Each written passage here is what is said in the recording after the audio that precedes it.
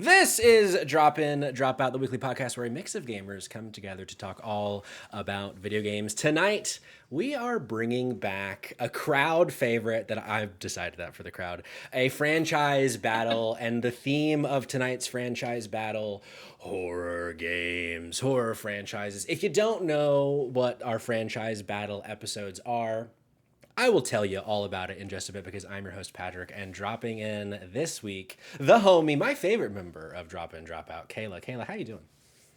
I'm so glad to be the favorite this week, Patrick, but I'm honored, truly honored. I'm very excited. Horror games and spooky games are one of my favorite things in the world, so I cannot wait to battle it out. Very Also excited. dropping in my sweet, sweet dumpster boy, Cayman Darty. Cayman, how you doing? Fuck you, Patrick. And You come in here just immediately saying that Kayla's your favorite, but you whisper those sweet, sweet nothings into my ear almost every night. almost. How dare you? Almost every night. How dare you? We fight. We're a couple. We fight. We fight, Yeah. we kiss, we do something else maybe. And for the first time ever, dropping in, if I do say so myself, the homie Megan, which you pronounce like the month and not like the megalodon. Megan, aka Maegantron from the Discord. Megan, welcome to the show. How you doing? I am wonderful, delighted to be here. Sad I'm not the favorite, but I guess it's like she's the favorite of like the regular crew. Right. Right. That's exactly right. Can I? Yeah. But I'm the favorite guest because I'm the only one. I mean, let's be honest. But that means I'm also the least favorite, and that is a little Well, sad. we've had two other guests before, but they were on a bonus drop. This is the first yeah, they prime sucked then. episode we've had a guest on. So there's something there. All right. So Okay, In our beautiful. first spooky really episode with anyone else besides the main crew, which we've only done one other spooky episode. So I think it's Beautiful. only fair that we had you here for this. So Of I'm course, really of course. excited. the Queen of Thank you for having Halloween, me. maybe we can say. Ooh, Spooky Queen. change How her about name on the that? screen. Some quick housekeeping before we jump into the show. Tomorrow night, myself and the homie, that way, Kayla, we're going to be streaming Little Nightmares 3. Kayla, what time do you want to do that? I forgot to talk about That's this a great before we went question. live, so let's talk about it right now. That's a perfect question. I'm available anytime after 5:30 Central, so we can start early. We can start later. I feel like it needs to be dark since it's spooky. Sure. You know what I mean? Sure. So maybe regular podcast time, What do you 8 p.m. EST. When you got blackout curtains, it's dark all the time. But let's do 8 o'clock. Your girl doesn't Eastern. have those. Let's do that. That works. Sounds good. Awesome. Excited for that. Hell yeah. So that's going to be tomorrow night right here on twitch.tv/dropin dropout pod. But that's not the only stream this weekend, is it, Cayman? It's my turn to talk. Let's talk about Poop Killer, Flush or Die. This is what the Dumpster Boys are going to be playing on Sunday. Is it a horror game? Steam says Maybe. so. That's all that matters, right? That's all that matters. I also want to say that I've been working behind the scenes with one Jerica for us to hijack Dido to do a messy pod about horror movies. So if I can eat the reins for one evening, then I'll fucking do it, and we'll fucking talk about some movies, you know, because why not? This is the Drop In Drop Out podcast where 7 gamers come together for Very good. That's my job. Hey. Shout out to our lively chat. The Dan Good Show says, finally, someone talking about Chex Notes Poop Killer. Here's the thing. I didn't know it was a game. We won't see it tonight because, to my understanding, it's not a franchise. But we will be seeing it on Sunday right here on twitch.tv/dropin dropout pod. Folks, I teased it at the beginning of the show. The franchise battle format. What we do, we pit against each other two various things in gaming. It's a king of the hill type situation. We're going to decide between those two which one's better. The one that is better stays. The one that isn't better goes. And then a new challenger joins the ranks to try to dethrone the best horror franchise up until that point. And we're going to, by the end of the night, have the definitive answer, science-based. What is the best horror franchise in video games? Folks, should we just dive right in? I think we should just dive right in. I think we should Let's just dive right in. We're going to start tonight with two games or two franchises rather. I might do that all night. I might call them games when I mean them as a franchise that kind of skirt the edges of horror. Dead Island and Dead Rising, two games that are primarily all about killing zombies, but two franchises that kind of also teeter into the comedic side. But hey, comedic horror, that's a fun genre. Cayman, when you found out that these are going to be the first two franchises together, you said, I was trying to hurt you deeply and personally. It's true. So I do want to throw to you first between Dead Island and Dead Rising, because I only ever played Dead Rising because of you. You told me about Dead Rising back in 2007 or something. 2006 feels right. Yeah. So maybe. Where's your head at? Yes. Talk me through these two franchises that you really love, I believe. Yeah. This hurts. This one's the one that hurts because I am an apologist for I think both series. I actually don't think there's an apology necessary for Dead Rising 1. Dead Rising 1 is just like a fucking great game. And it there's no other games like Dead Rising, so I think that that's the thing here. What I'm thinking though is this is where things are tough. Dead Rising 2 is another great game. Dead Rising 3, not great. Dead Rising 4 is an absolute travesty of a video game. So only half of the franchise is good. And I think that Dead Rising 2 is still a downgrade from Dead Rising 1. But man, that game fucking rules. And the comparisons as a big just a big horror movie guy, the fact that it is just it is Dawn of the Dead, essentially, the video game. Or the closest thing we'll probably ever get to it. Very funny, it's very goofy, it's very Capcom is I think the other thing. And that's what makes this great. Now, that being said, on the other side, I am an apologist for Dead Island 1. I don't think that game is as bad as people gave it credit for. I don't think it's a fantastic game, and I would probably say it's maybe not as good as Dead Rising 2, but god damn it, Dead Island 2 is a fucking masterpiece of a video game. Arguably one of the best games that's come out in recent years. And it has been fucking slept on by everyone, and because they were Dead Rising 1 or Dead Island 1 kind of sucks. I'm guess what? Dead Island 2 is just a beautiful thing. It's just a beautiful game.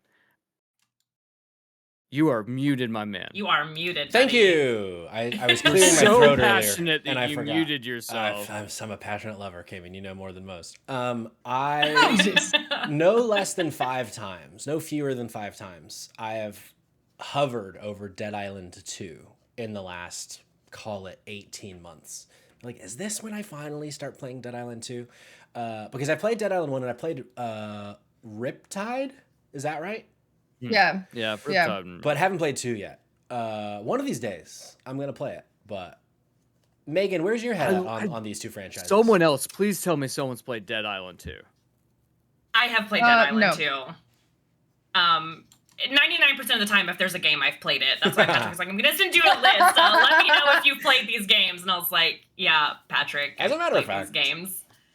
I love that so much. My head is at, I feel like these are on, in a lot of ways, a very level playing field for me. And for a lot of reasons, they equally have pieces of my heart. If you were like Megan, you have to pick. Which is actually exactly what I'm doing. Which is exactly what you are asking me to do, in fact. My gut says Dead Rising. I think Dead Rising wins in terms of its innovation and its commentary. Conceptually, it's incredibly clever. Sure. You get it mechanically way more bold than its counterparts in the genre. And it's self-aware, I think, in a way that Dead Island is self-aware, but not as self-aware. You really get a lot of social commentary. It's not trying to just get you to be scared. It's kind of turning terror into this whole spectacle and kind of making you laugh at your own desensitization. And I think because of that, Dead Rising wins. I love that. I don't disagree with much of what you're saying. I'm looking through my list over here to see. Kayla, you've played Dead Island, but not Rising, correct? Correct. Dead Island Dead Island has a very special place in my heart because I played it with my brother it was just the peak of horror comedy for us, and we found it so entertaining. And I actually haven't played Dead Island 2. I kind of low-key forgot about that it existed. I know that's so sad to You're say, really which is pushing unfortunate. buttons tonight, Kate. I don't know. I remember being excited, like seeing that it was coming out, especially like having so much fun playing the first one when it came out. I think it was like 2011 when the first one came out. Maybe I'm wrong. Let me look. But I really want to revisit 2 because I really enjoyed that game. I think it's satirical and like gross, and I was like super into zombies at the time when this came out, so I would definitely say like Dead Island really up there. But I'm open to other thoughts on Dead Rising as well.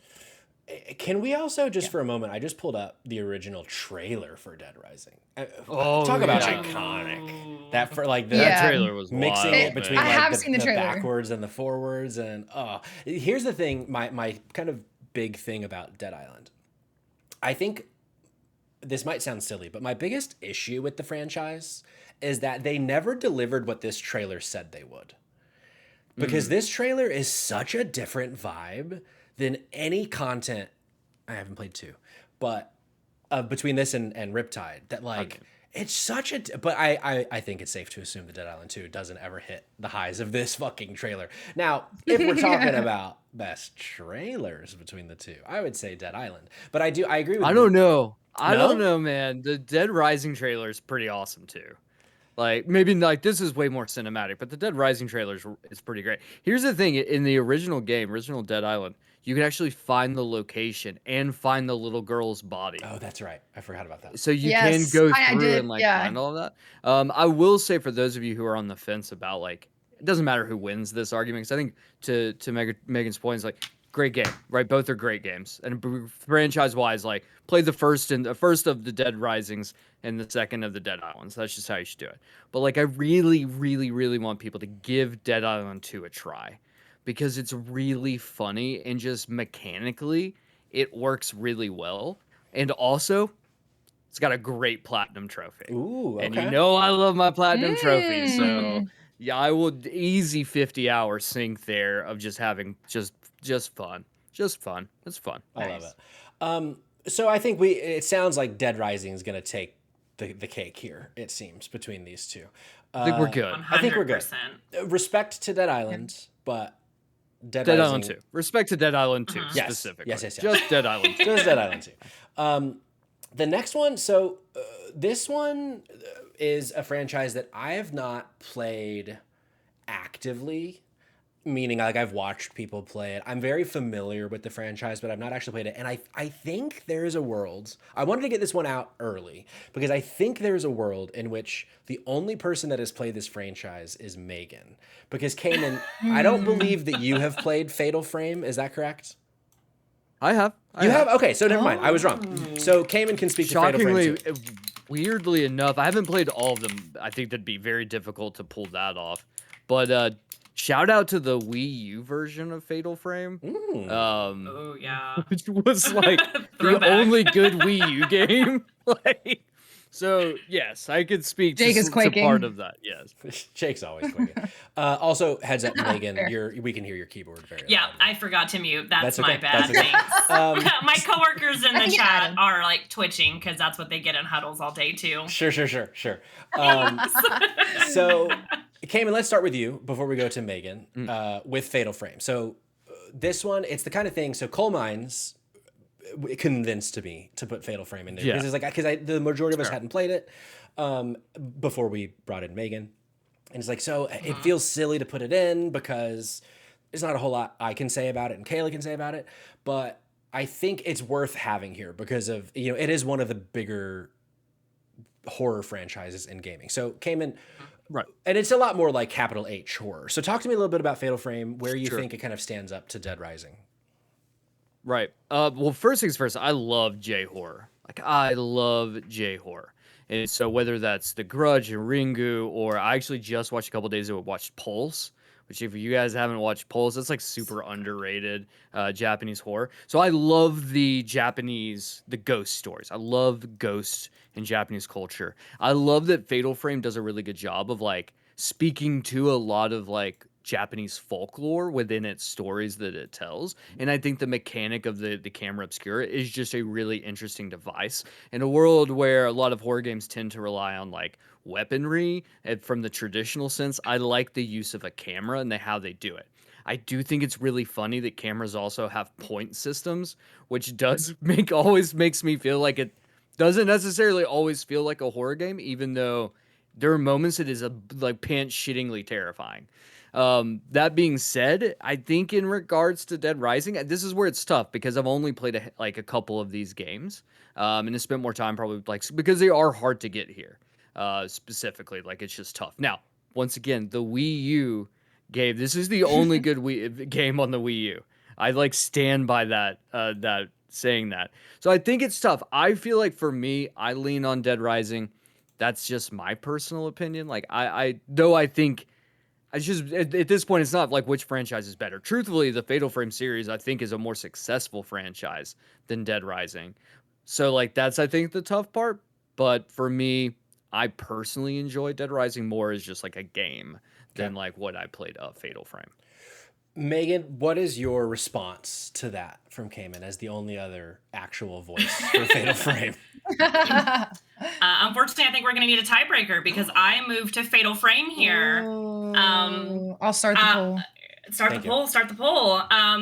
The whole camera obscura thing is, I think, kind of genius. You deal the damage by looking directly at the ghost. It makes horror really intimate because you have to get, like, the closer you get to the ghost, the stronger your shot. So you have to really literalize that emotional confrontation.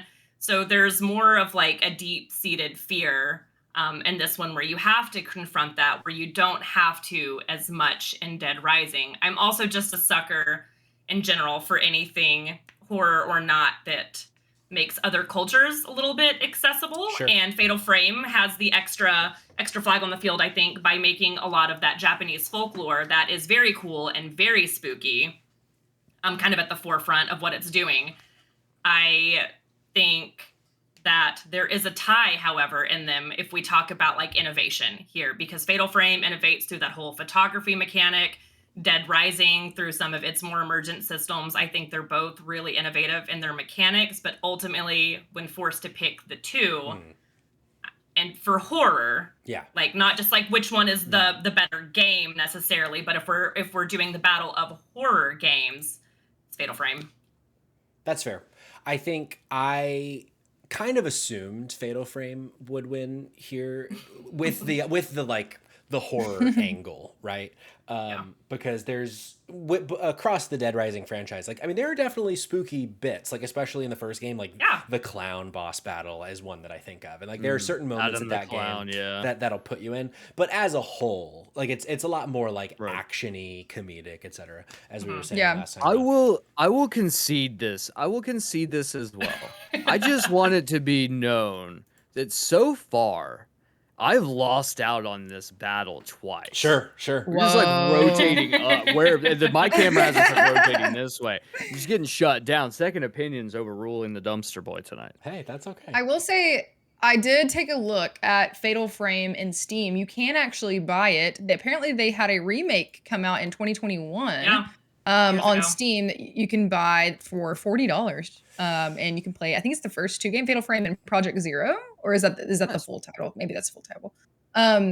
But yeah, and the chat does agree with Megan. Unfortunately, dumpster boy for you. Fatal Frame, 75%. Fatal I'll Frame. win one of these. Newbie's luck. Here's my question, as someone who's never played Fatal Frame, because also for some reason, I think I've always assumed that Fatal Frame was like, with no disrespect, like a B or C franchise at best, in terms of its like critical acclaim and that kind of thing. So I've never felt like there was a Fatal Frame that I have to play.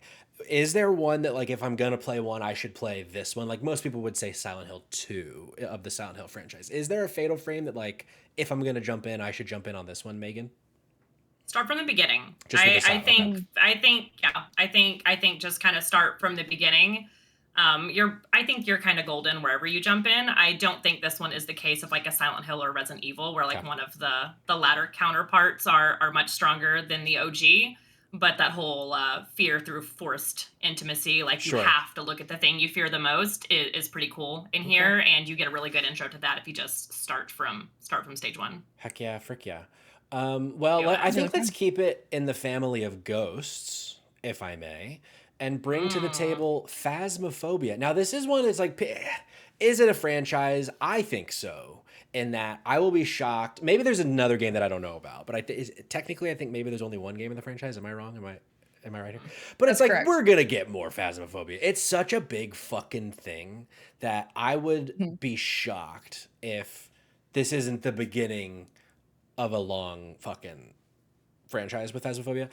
And let's be honest, as I was dragging it onto the table right now, I was like, wait a second, this isn't a franchise. So that was me fucking up. Hold on. I will defend you with this. I will defend you because I have a feeling that it's going to come up to Dead by Daylight, where I do feel like because of the fact that they're constantly just adding more content, Yeah. more content, more Yes. content, more content, it feels more like a franchise where like a normal Mhm. game you get X amount. These games give you so much that is just Yeah. continuing to push it down the road that by the time it's done, it feels like an entirely different game. So I stand by that. And you know what else I'll stand by? Rocket League is a franchise. Let's go. Thank you. Let's go. Now, if we want to stick with it having to have multiple games because fucking Jordan's panties are all in a wad in the fucking chat, we can They just sure go are. ahead and kill Phasmophobia and move on. Kayla, Megan, No. where's your head at with this? I think Phasmophobia can stay Okay. because I agree, and it's a content thing in this one. Yeah, They are constantly agree. pumping out so much content that's not just like little updates. It's like brand new maps, big events, updates to ghosts, completely wiping equipment. They wiped like game mechanics at one point. Like we are constantly getting a new Phasmophobia like every year. As someone who's been playing Phasmophobia since like it was still in its crappy little beta stage, like Phasmophobia now and Phasmophobia then had many stages in the middle, and it's been a completely different game in many walks of its own life. Amazing. Phasmophobia can stay. The Queen of Halloween says it can stay. It can fucking stay, stays. Jordan. So Yep. then let's stick with you, Megan. Mhm. Between Fatal Frame and Phasmophobia, which do Yeah. you think is the better ghost horror? Phasmophobia, Yeah? actually. And going back to Whoa. kind of going back to what Cayman said earlier, spooky movies are my thing, but there has not been a spooky movie in many, many years that's like actually rocked me to my core. However, Phasmophobia kind of gave me the squicky ickies and the little, like, when I first started playing it. That one actually kind of made me a little creeped out, kind of gave me a couple little moments of like actual scaredy cats. And I think it's because you get a level of immersion in Phasmophobia because you're like playing as a person and you can die that you don't get as much in Fatal Frame. I mean, obviously, like you're playing a person, you can die, but there was Sure. something very mundane about Phasmophobia that felt very real and gave me a visceral reaction and sense of immersion that I did not get in other horror games in a long time. Okay. I respect it. And oh god, whatever was just on that trailer scared me just now. Good god. This game's terrifying. Yeah. It's because so Kayla, I know you've played a lot of Phasmophobia, but like me, also haven't played Fatal Frame. So it's a bit of a one-sided situation. So Cayman, I want to go to you for this one, and if we need to break the tie with the chat, we will. Between Fatal Frame and Phasmophobia, where's your head at, Cayman? So my wife has 750 hours in Phasmophobia. Yeah. I have 800. Me and her. till the Besties. end. It's really funny. It's really funny. She also don't just wait till we get to Dead by Daylight and you hear the hours she's gotten that too. Wow. It's really funny. Every Tuesday they sit down, the group of them, and they play, and they have bonded over this game for the Aw. last couple of years. And not saying that people haven't bonded over Fatal Frame because I think there's probably some weirdos out there bonded over that too. Like. You know, I think the thing is like there's something about Phasmophobia that I think in today's climate is just really cool because it's Yeah. it's like a found footage horror game. That's a game that you can play, but you can play it with your friends. Like, not that the idea is novel. Like Outlast, I think, was probably the first one that really did it. Which I hope we get to talk about that today. You gotta wink. That being said, I think it's interesting that you can have a co-op game that's a found footage horror game that you can play with your friends is such a novel thing to have in today's age. So I'm sticking with that. I'll let it. I Okay. not only should it stay, I think it should move to the next round. Whoa. Okay. Well, Whoa. then Phasmophobia gets through. And let's do this because I have just like triple checked in my brain. I do think the only other game in this list that isn't actually a franchise is Dead by Daylight. So let's go ahead and Mhm. bring Dead by Daylight out. Mm. Get it out of the way. We'll Oh. choose between the two games that are actually just one game. And then the rest, I'm like 99% sure are all actual franchises. So, this I think we can all actually speak to. I believe we've all played Dead by Daylight, and we've all played Yes. Phasmophobia.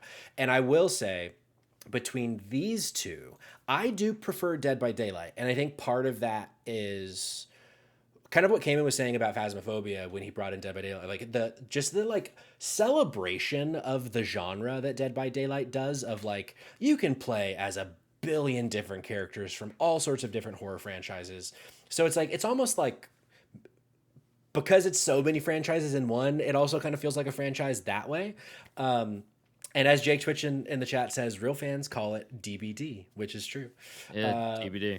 And so, yeah, I think the gameplay loop of DBD speaks to me more than Phasmophobia. I think also because it's I think a bit more focused on the fun of it while also not shying away from the horror of it too, in my opinion. So I'm gonna go to Dead by Daylight. Kayla, how about you? Where's your head at between these two? This is I have an answer for sure, but I will say Phasmophobia, I don't know what it is about this game. I know we're talking about Dead by Daylight primarily, but when I'm looking at the two next to each other, Jerica and I on JK Games podcast streamed Phasmophobia a few times together. And I don't know if we're just dumb, but we had the hardest time mechanically with that game. And I know like what Megan said, she insinuated like there was a lot of like mechanical changes and like gameplay elements that evolved over time. I think when we played it, it was like 2021-ish, so like a little bit more in its infancy stage. It was really tough like to get through. And I feel kind of similarly about Dead by Daylight, but for different reasons. Like I feel like the learning curve for that for me is people are sweaty in Dead by Daylight. Bro. These people are playing it all day, like Cayman's wife. But I think if I look at the two from a horror perspective and like not necessarily just my enjoyment playing them, but even looking through the lens of my enjoyment playing them, I would also say Dead by Daylight. I think it's very well rounded. I think the different elements of like getting to play as your like favorite horror characters is really cool.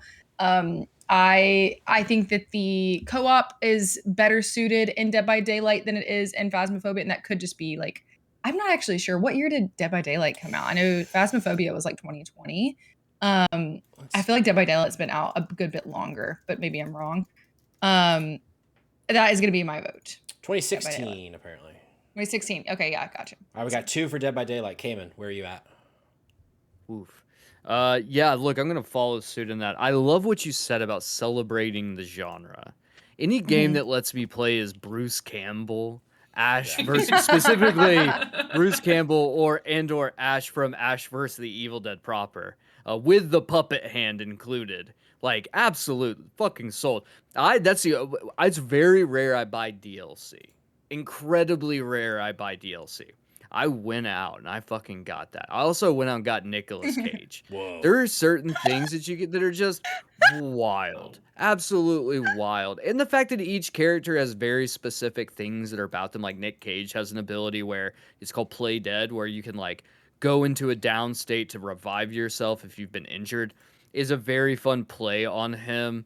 He also has the snake skin jacket from what was the movie? Not Leaving Las Vegas. One of the Snake Eyes, I think, or not 8mm.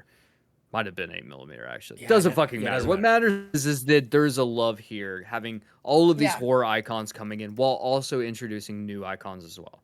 And I think that that's really fucking cool. I don't really know anything else about like. There's nothing really like it. I know this is most likely not going to make it through the next round, but like Maybe. my wife has over 1,000 hours into this game and is someone who like plays video games. Don't get me wrong, she plays video games. This was like the first time I saw her like lock into something that wasn't there wasn't like cozy gaming and things like this. Yeah. This was like unlock some click in her brain that turned her into an absolute monster. I Sure. would not play against her. Literally. Fiend. She's a Incredible. fiend. So we have the votes. So for the sake of time, so we're going to give Megan the option to talk about DBD in the next matchup. So we're going to send Phasmophobia to the graveyard, and we're going to bring in another franchise. We're getting back to, this one has 2, so we're going to call it a franchise. I saw Jordan being fucking, he's bringing the spice in the chat, and I'm about to drive up a few states and maybe give him a piece of my mind and maybe a piece of his lips. But we're going to go The Evil Within against Dead by Daylight. If you don't know The Evil Within, this is, I forget the gentleman's name, but an old Resident Evil developer. Megan or Cayman, if you remember the guy's name I'm thinking of. Don't remember the guy's name. One of the original Is it designers. Hideki? No, it's not Hideki. Shinji Mikami. Shinji Mikami. Mikami, there you go. Shinji Mikami, yeah. So this was one of the first, it up. maybe the first Shinji Mikami franchises when he left Resident Evil, and it's like, it is modern Resident Evil before we really got modern Resident Evil, before like Resident Evil 2 remake and whatnot. Big fan of The Evil Within, also a franchise that I played because Cayman suggested it to me. But for me, it's the kind of thing where it's like, do I go on a technicality because The Evil Within is actually more of a franchise than Dead by Daylight, or do I go on like the merits of the game? And I kind of want to just go on the merits of the game instead of vote things on a technicality. Because with this, I loved The Evil Within 1. I thought it was so fucking good, so fun, so like, at the time, I forget the exact year it came out. I want to say it was like 15, 16, something like that. I feel like there had been a bit of a drought of horror games of this caliber for a while at the time. So it was very much like, ooh, I'm just so happy to like be in this kind of game again. But then Evil Within 2014, thank you. Evil Within 2 didn't do much for me. I never finished Evil Within 2. I got a few hours in and it just like didn't grab me the way that 1 did. But the first one is so good, and it's so much of it is in the hospital, which hospitals are just like S-tier spooky fucking places to be. So I think I'm going to throw my vote for The Evil Within here based on how much I love the first game. Kayla, I don't have the list in front of me. Remind me, did you play The Evil Within? I did not, but this is like, I definitely saw it, especially like around the time it came out. I don't know, I was probably playing some fucking COD game and stuck in that at the time. But I really want to play these games. It's on my like high up tier list for horror. I think you would fuck with it. Okay, let's go to Megan, because Megan didn't get to talk about DVD. So now you get to talk about both franchises, Megan. Beautiful. So I'm also just gonna going with Evil Within 2 here. I think just in the sense of like fear, horror, The Evil Within takes the cake. And a lot of that for me is because there is a sense of familiarity that I get in Dead by Daylight, because they are all familiar characters and things like that I don't get in Evil Within 2. And The Evil Within, just as a whole, kind of like the world collapses on itself in like a psychological horror way. And I think that is far more terrifying than like the run and chase kind of scares. I think Dead by Daylight like made horror social, whereas Evil Within made me scared. Dead by Daylight kind of like keeps horror alive. Like it's reinventing it. It's giving you a new way to experience it with other people and share in the fear. But Evil Within is just like at its core, it's spooky, it's psychological. There's a sense of like scarcity and claustrophobia. What's real, what's not, that I don't get in Dead by Daylight because it is so familiar. So Evil Within. Hell yeah. Cayman, how about you? I know you have always really liked the Evil Within franchise. Where do you fall with these two pitted against each other? I'm actually kind of shocked you didn't like Evil Within 2. I thought Evil Within 2 actually is a better game. Yeah, I think it might have just been a time better thing. Agree. Like maybe I just didn't hit right for me. And that's totally fair. I mean, there's definitely, I feel like there's moments from Evil Within 1 that I'm like, I feel like stand out more to me, like the scissor lady, like at the very beginning, like that chase sequence is fucking terrifying. But I do feel like fundamentally, just like from like a game like mechanics standpoint, and also from the fact that like I don't know if you guys remember, but like Evil Within 1 was janky as fuck at times. Sure, like, clunky, so fucking so buggy. So like charm. You know, I love a good jank. That sloth jank. That being said, I'm going Evil Within. Yeah, I just think it's more fun. And also, Mikami, like just seeing and I think the biggest point here to be made is this was the dead zone of horror games. This wasn't like we didn't have at the time Evil Within comes out, like everything at this point was like action forward. It was like Dead Space 3, Resident Evil 6. So it was all kind of in this world in which like games were moving way more. Like we'd had Resident Evil 5 was kind of like the turning point, I think. I would say maybe Resident Evil 4 even more so. About becoming more action. So this is the first time I feel like we're getting back into survival horror again. And like if anything, I think we give it its flowers for like restarting that genre because it really kind of did. It brought it back full swing with a lot of like more focus on you being like less able-bodied. Yeah, I think 2014 in general was like fuck, horror's back, because also a game that we won't talk about today, Alien Isolation, comes out in 2014. And I remember being like, man, that's a fucking game. Man, the horror is fucking hitting in 2014. Hold on. Wait, what are you talking? We can't do Alien Isolation, but we definitely have Alien Colonial Marines on this list, right? I mean, we can pivot and bring Alien. Absolute Randy Pitchford classic. Alien Colonial Marines. Somebody time out. Actually, here's the in thing. The chat for me, please. Hold on. I gotta say this. I do want to say something about Alien Colonial Marines. If you played the patched version, it actually wasn't that bad of a game. The problem is that patch didn't drop for a really long time. So for this chunk of like 2 months, the game was so unbelievably bad that like no one ever wanted to play it. But if you picked it up after it got fixed, it was a totally fine Alien game. So like, just saying, there's a redemption arc to be had. Just no one was there to see it. It's true. It's true. Also, for the record, Jake and Sirius in the chat are talking about Alien Isolation is getting a sequel, and I almost put it on here for that, but I foresaw the chat being fucking annoying. Little did I know, I accidentally brought 2 games that aren't in franchises, so I fucked up myself regardless. They already were. Yeah, so it was a losing battle for your boy. Okay, next up, this is a franchise that we have all played 100%, and if we haven't, someone lied. And this one actually has a game that came out this year that I didn't play, but I did play the Dying Light games 1 and 2. So we're doing Dying Light against the Evil Within. Show of hands, who played Dying Light 2? I'm raising my hand. Megan's raising her hand. Hold on. Show of hands, how many people like Dying Light 2? No hands. Is this the one that just came out like recently? No, the one that this just the came out newest? is Dying Light the Beast. Okay, wait, hold on. Did I play Dying Light 2? I'm No, just I curious didn't. because I know Dying Light 2 didn't get nearly as much play as Dying Light 1 did. Because Dying Light 1, as Sirius in the chat points out, was we've talked about kind of like reinventing horror a few times tonight. Mm-hmm. And Dying Light brought like, what if Mirror's Edge was a horror game as a video game of like this parkour, a lot of it, like they give you the tools to fight back, but it is oftentimes like, is it better to run in this situation? Is it better to fight? And then the thing that I thought was so fucking cool at the time that as the franchise went on, I think became a little less appealing, at least for me, was when it's nighttime, everything is just so much tougher, which I remember back in whatever, I want to say this was either 15 or 16, but I'm guessing that was like, oh, this is fucking cool. That like, yeah, the day night cycle is very, very good. And talk about so good. Some scary fucking bits of that game or franchise is when you have to be running in pitch black night and these big fucking monsters are chasing you. Very, very, very spooky. Megan, I want to start with you though. Before, because I'm a little torn on which I don't know where to throw my vote just yet. Talk to me a little bit about where your head's at between Dying Light and the Evil Within franchises. So I know that Cayman said that the first 2 felt like a personal attack to him. This one feels like a personal attack to me.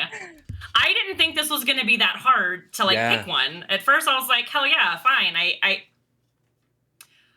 It's harder, I think, than I thought. So Dying Light, that day-night mechanic, the parkour, that's a sense of like mechanical anxiety that we're not getting in other games. But Evil Within is like true survival horror with a lot of like authorship that we don't get in survival horrors like nowadays.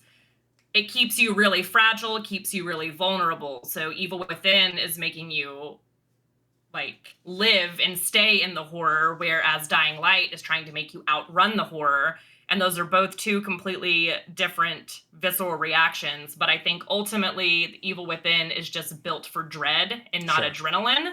And therefore I'm going to place my final vote there. Psychological horror endures. Okay. Yeah. With Evil Within. I respect it. Cayman, where's your head at between The Evil Within and Dying Light?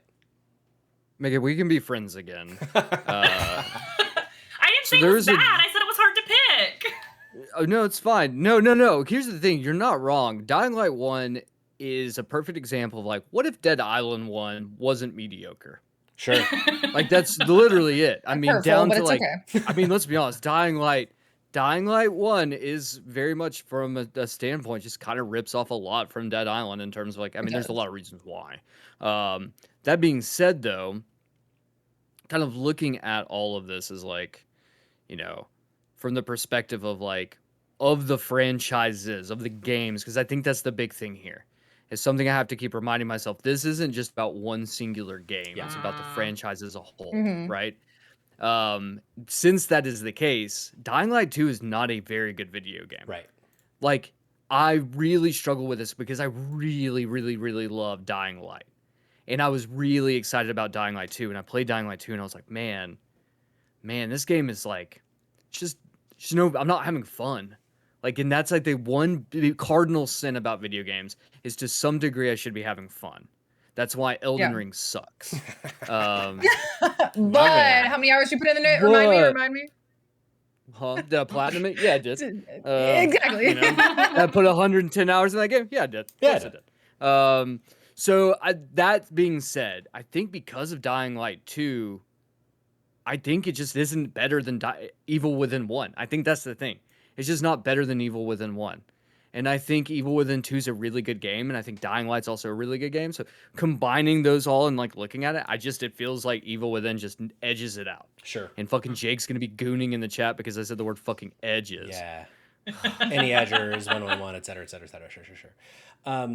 Kayla, it seems like the votes are going against Dying Light, but you have played it. So what is there anything that you would like to say to try to fight for Dying Light, or have Megan and Cayman convinced you that Dying Light is not as good as The Evil Within? Well, it's hard because, like I mentioned, I did not play Evil Within, so I can't really stand on the fact of like it having better elements. All I will say though is the first Dying Light game blew me away, and I really loved the like more of the like Megan mentioned, like the parkour aspects of it all. I really enjoyed, and the more open world like environment that you're in, and it just felt this game was so scary to me like at the time, and I remember like playing it and just thinking about how good it looked and like how well it felt to play. So that's all that I have for you. I don't know if I can convince you guys that it's better, but I will convince you that I had a great time playing it. I want to get the chat involved. I'm happy for you. I'm throwing this in the chat. You have 60 seconds to vote between Dying Light and The Evil Within. I do think, for the sake of transparency, I do think I would vote The Evil Within between these two franchises. But we haven't gotten the chat involved in a few, so I want to bring them in and have them decide the victor. And so far, we've only gotten one vote. So someone has a lot of power. Evil Within.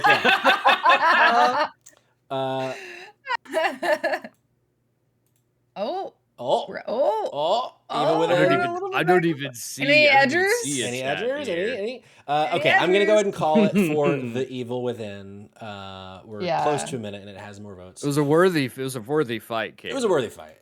That was my contribution to the conversation. I am going to bring in a franchise I think this one might be a quick one on a technicality, in that it is a franchise, but I would argue that it's not horror the entire time, but unequivocally, the first BioShock is a horror game. Like, there's so much horror in BioShock 1 and not as much in BioShock 2. It is still there, but I think, and then Infinite, there's like no horror at all. But do we think it's fair to bring BioShock into this conversation, or should I kick it to the curb to start with?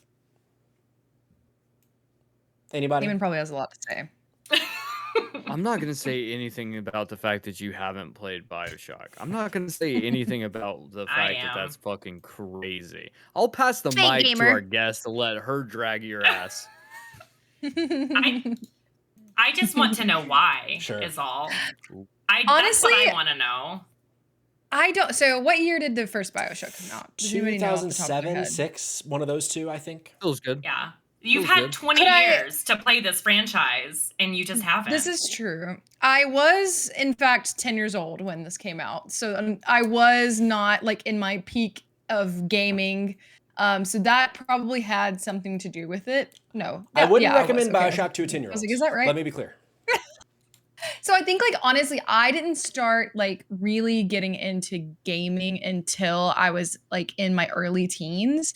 I of course like the GameCube was my homie and I played the GameCube like religiously, but I didn't really get into like horror games in specific. I know we kind of like say, is this horror? Is this not, kind of teetering on the side? But I have always seen people talk about this game and this franchise and been intrigued by it and just never for some reason pulled the trigger on playing it. And it's not that anything like looking at it visually like turns me off of it. It just has been one of those Yeah. franchises that I've missed over the years. I mean, I get it, especially like the longer you get from a game. I mean, we're approaching 20 years since BioShock came out. It's hard to, when they were getting 95 games a day, to be like, let me play this 20-year-old game. It is But hard, yeah. BioShock fucking holds up. And Jake in the chat being a goofy guy, silly goofy guy, saying if BioShock is a horror game, BioShock Infinite is my favorite horror game ever. Let me be clear.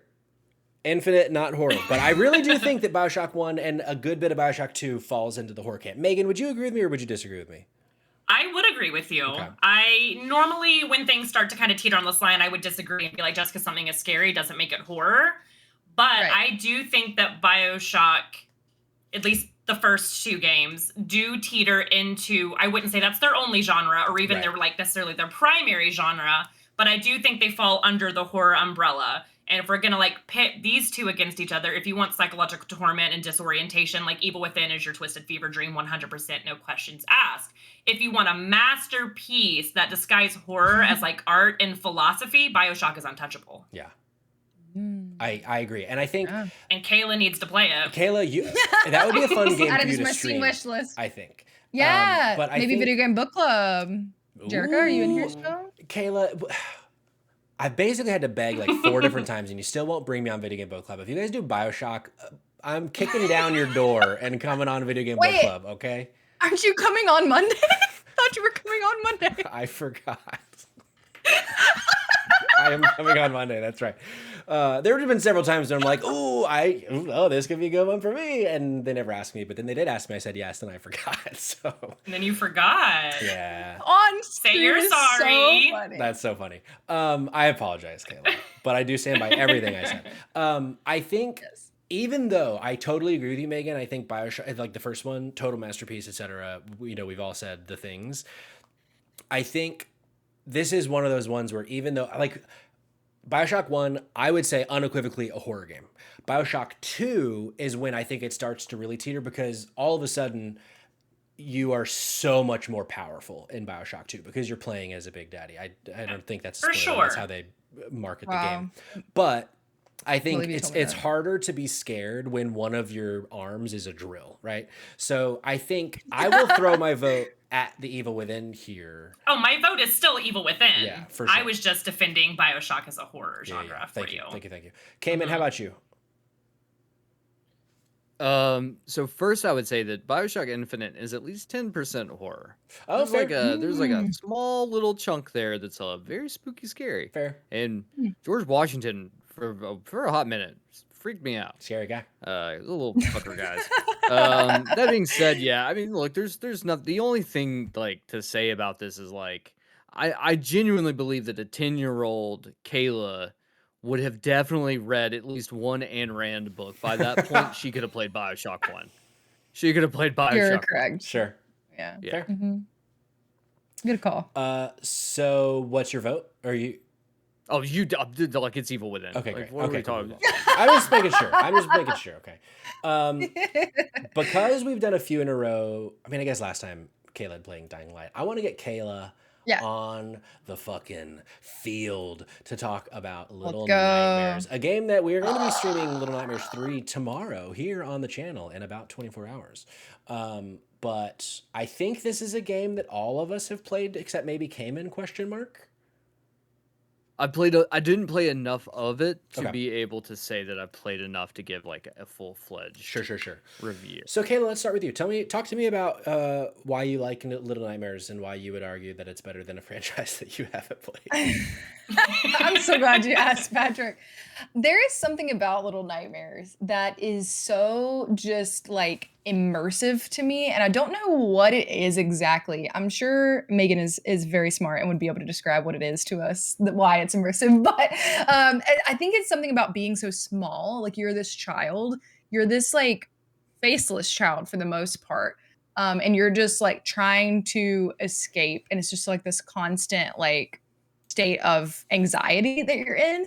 And I don't have enough anxiety in my normal day-to-day life. I need to add more by playing this anxiety-filled game.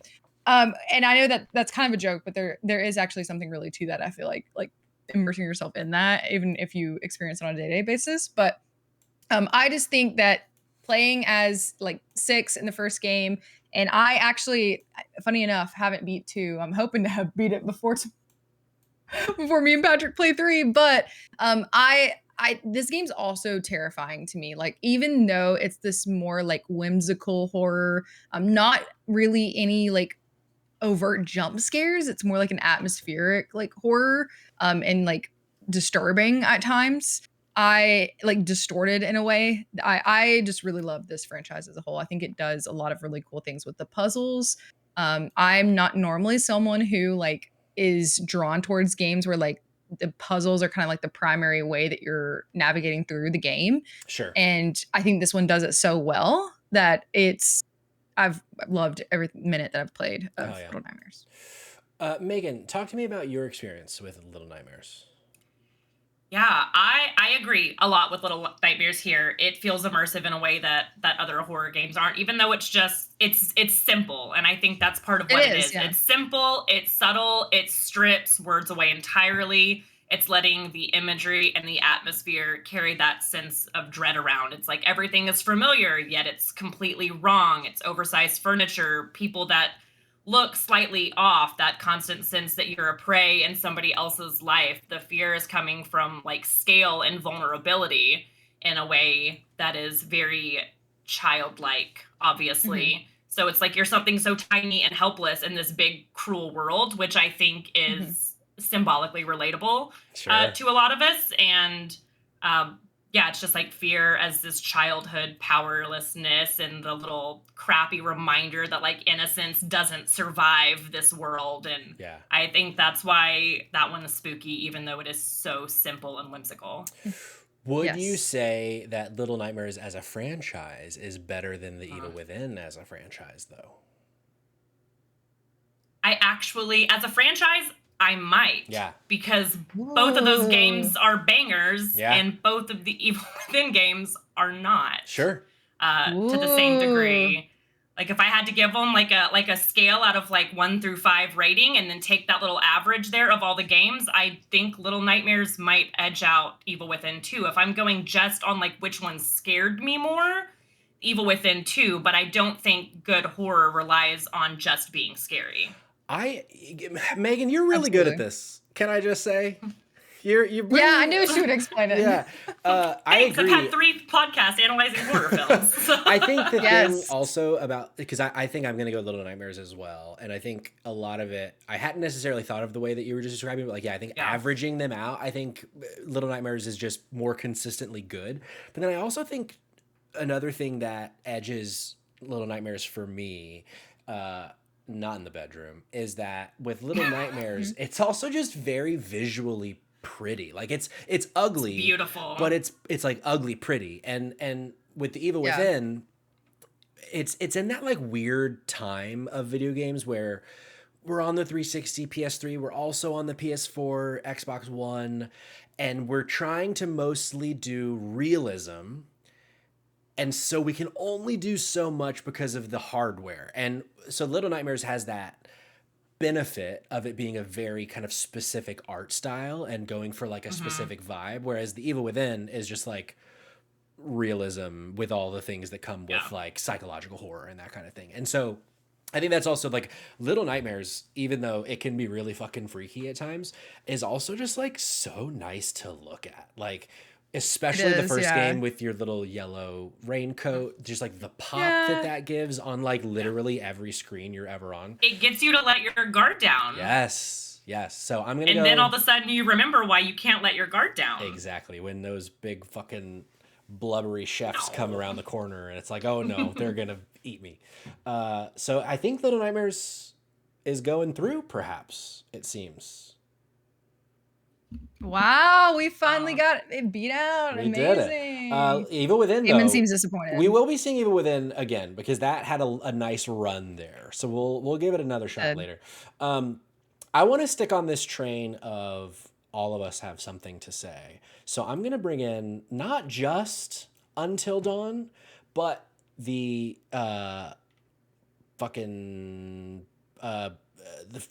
something pictures, Dark Pictures. I was like, I can't find the word. Dark Pictures Anthology. It sounds like I just had a stroke, but I didn't. You okay? I'm alive and well. Dark Pictures Anthology, which started in a big way with Until Dawn, and then it kind of has evolved over time.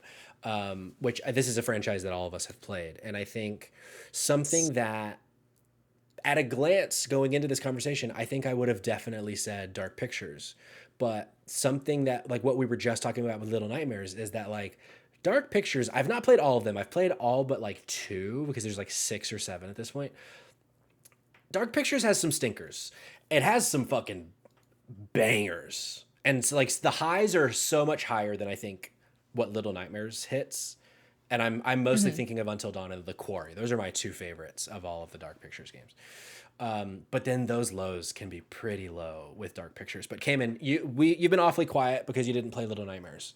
Talk to me about Dark Pictures and where your overall thoughts on the franchise.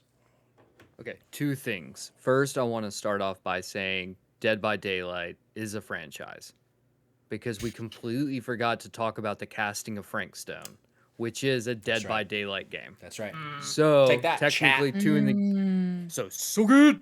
That being said, too, Patrick, I request that you go after me because I've had to deal with Kayla and Megan, and they both sound better than me, much more educated than me, and so we're closer in line to how like dumb we sound at any point. Sure. And so, I mean, obviously, I'm the dumbest person on this podcast, but like, oh geez, we're a little closer. Okay, that you can't say dumpster boy without dumb. You know what I'm saying? Here's that is something. That's true. Look, I think it's really important to point out that like Until Dawn, even if we include it with the the rest of the games. Obviously, there's shit like Indigo Prophecy that I think kind of start. I mean, not that there's probably even more. I mean, the choice-based games, Telltale, that kind of stuff all existed beforehand. However, Until Dawn, I think, did it in a way that was very different than like everything that came before it. Like the way that just everything lines up in a way that like, yeah, there's multiple endings in Heavy Rain, but like Until Dawn is just like a different beast that was done completely on a way that I don't think we'd ever seen before. And I think that carries through with Dark Pictures Anthology, even though to your point, they're not all good. Like, there's a couple in there that are kind of rough. But that being said, I don't know. I kind of fall back on being like, when it comes to this, I think the reason why I don't line up with Little Nightmares, and I don't have a lot of legs to stand on with this argument, because I only played like half of the first game, which is, I think, probably sad because I think the game's only like 4 or 5 hours long. Just go back and finish it. That is correct. Yes. I think the where I'm at there on that one is, I also played Little Nightmares after playing Limbo and Inside, and they're all very similar. Yeah. And so when comparing this over, then I'm kind of, but then I look at the franchise and I'm like, all right, well, the franchises themselves and blah, blah, blah. And then that's where things get murky. I think the only reason I'm going to lean towards the Until Dawn Dark Pictures as my choice here is because I feel like there's more games that are good.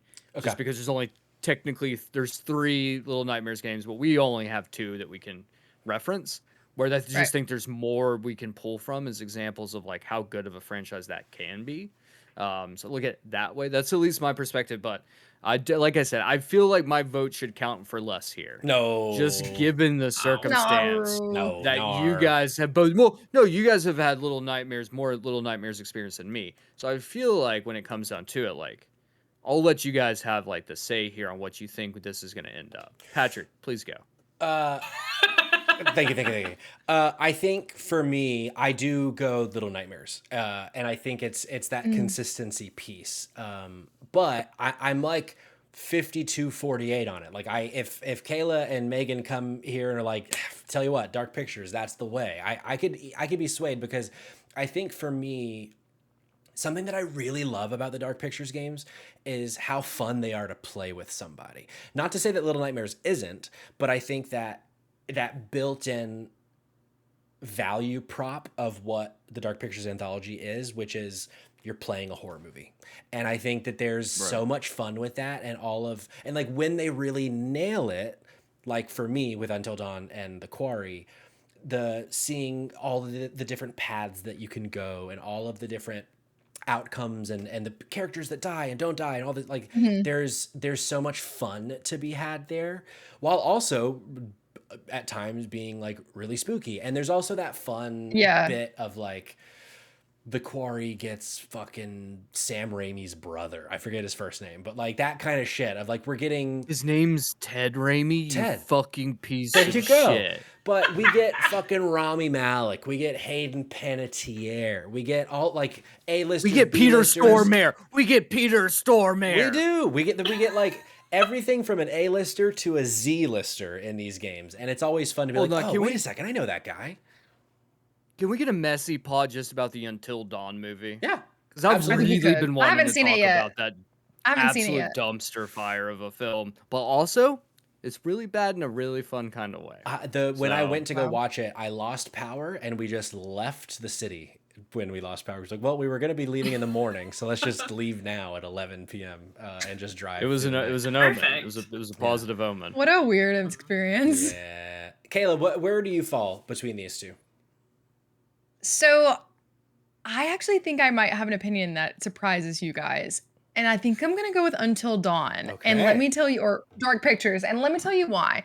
And this is kind of cheating, I think, because I don't have as much experience with really any other Dark Pictures game other than Until Dawn. But to me, when I think about this game and like its impact, like culturally on gaming, like when it came out, like obviously, like Cayman mentioned, this is not the first game to play around with like choices matter. I love how this is very much like a fun controller pass around game for me and my family. And I think like people who I knew who didn't even like play games really enjoyed playing this game. And I imagine that's similar for some of the other games in the franchise. I really want to play The Quarry. I just haven't gotten around to it yet. Sure. And to me, when I think horror, like franchise, like Until Dawn is like one of the games that like pops up for me as a singular game. And while I do love Little Nightmares as a franchise, and it does have like its pieces and bits that do fall into like, of course, the horror category, because that is the case. This one, I'm a sicko for choices matter, as some of our listeners probably know. I love having that variation. I looked it up because I was curious, and Until Dawn has 256 possible variations. Whoa. Like, which is insane. That is crazy. Yeah. So I am going to go with this one. I find it genuinely scary at times. Obviously, there are so many times where it is cheesy and campy, and I love that so much. Like, I love a slasher horror specifically genre. So I'm actually going to go with Until Dawn for this one, which might be a little left fieldy. Megan, where are you at on this? Because maybe we can make this easy. Yep. No, unfortunately, I will not be making it easy. I will be siding with Kayla, and you will need to be going to the chat for a vote. Little Nightmares makes you fear your size. Dark Pictures makes you fear your decisions, and that's scarier. I'm the scary thing in Dark Pictures. The world is in my hands, and that's horrifying. And like, people depend on the decisions that I make, and that is both terrifying in game and in my real life. Like, that's the scariest thing, is me being the one to make decisions. So you're going Dark Pictures Until Dawn, right? I am. Well, we are split. that's 3 votes, because that's what Caitlin did too. Oh, that's right. Never mind. Oh, We're that's not right. split. Yeah. Sorry, chat. No, Get that's lost. okay. Thank you for fucking kicking out. Easy. Congrats, chat. Okay, well then let's bring in another one that I think all of us have played, or actually maybe Cayman hasn't played this one. Layers of Fear. Cayman, have you played Layers of Fear? I've actually never played Layers of Fear. Okay, but go ahead. Here's the thing. Apparently, easy platinum. So just got to get around to He's it. tempted, go. folks. You know He's I'm a tempted. sucker for easy platinums. This one, unless Kayla or Megan surprise me, I think this is a pretty easy one of Until Dawn / Dark Pictures. I think Layers of Fear is good, and I think it's gotten better as they've made more of them. But it's the kind of thing, it always kind of leaves me wanting a little bit more. It becomes a bit rote in its gameplay. Kayla, would you agree with that? I do agree. I think I did really have a great time playing this one. I only played the first one, the one that came out in 2016. I love how like psychological this leans. It is very intriguing to me. That's my favorite like subgenre of horror, is one that makes you like question your reality, and like you're the main character and whatever you're playing, watching, etc. They're unreliable. You don't know what's going on. And I love the kind of like locked room aspect of Layers of Fear too, and the like Victorian mansion, like everything about the atmosphere of this game I really love. But as a game as a whole, even though, because in this scenario for me, I've only played one of each of these franchises, and even just putting those against each other, I'm gonna go with Until Dawn. Okay. But still really good. Yeah, Would recommend. I think we can say Until Dawn takes this one. Yes. I want to burn through the rest of the ones that someone on the panel hasn't played. I wanted to make sure that we at least have 3 of the 4 playing each of the franchises, but there is one that I believe only 2 of us played, and it's myself and Megan of the games that are left. And this one is Amnesia. The first one being The Dark Descent, and there have been several Amnesia games that have followed as well. Kayla, Cayman, neither of you have played Amnesia, is that correct? No, but I feel like I should have an opinion on this, given the circumstances that, like, while I've never played Amnesia, I do feel like there's a reverence to be paid towards Amnesia. Sure. Like, I genuinely think that Amnesia might have saved horror video games. Yeah? Like, that's like an opinion I stand by, of the fact that like horror in video games was starting to die off. People weren't putting any time, money, or energy towards it, and because it wasn't selling. Because it's hard to get people to buy into horror, and all of a sudden pops up this YouTube, Twitch era where people are playing, and Amnesia becomes the game that people play, and then everyone wants in on the action at that point.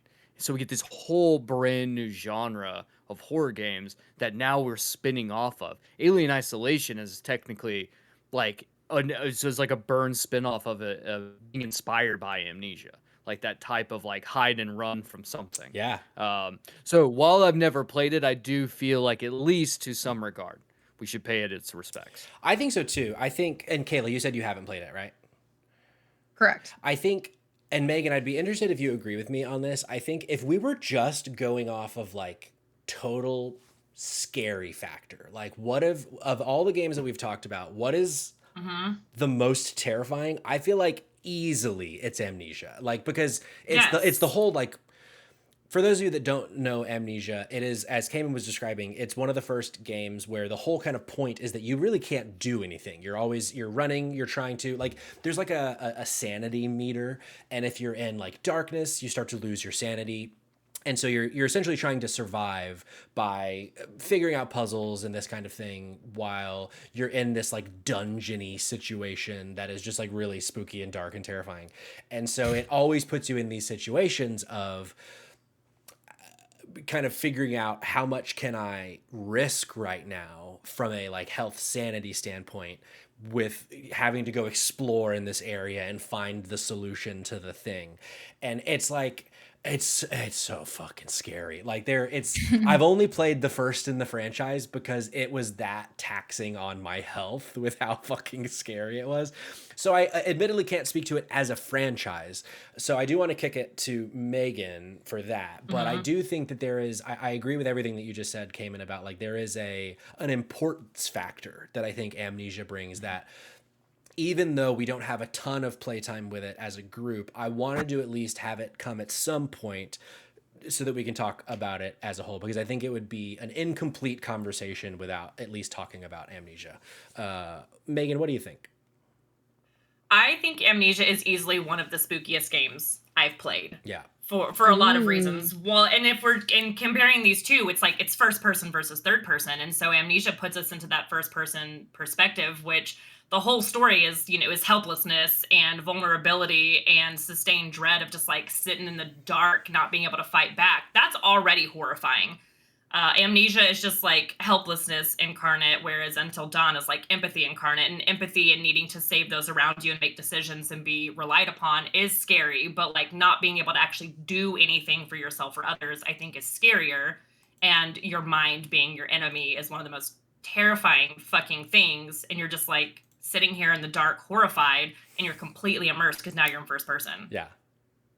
Yeah. For sure. That's true. So wonderful, awful game. A wonderful, awful game.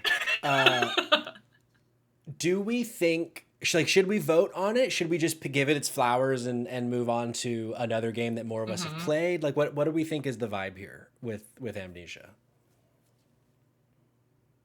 I think it would be, I don't know. I would love to hear what the chat maybe thinks, because if we're talking like our favorite as a group, maybe it's not possible to decide upon with only half of the group. Sure. I don't know. I would be fine with either way, because this is, from everything you guys have been describing, this is something that I would love to play. You need to play Amnesia for sure. Yeah. Immediately before BioShock. And is there oh wow. Is there more than one game? Is it like multiple? Is there any recommendations for which one we should start first? The Dark Descent, I think, is the one that as a whole, because Dark Descent is the best one. Machine of Pigs and then Bunker. Yeah, that's the three. So. I think so. Question, while we got chat voting on this, are we going to talk about the Remothered series? We're not, I don't think.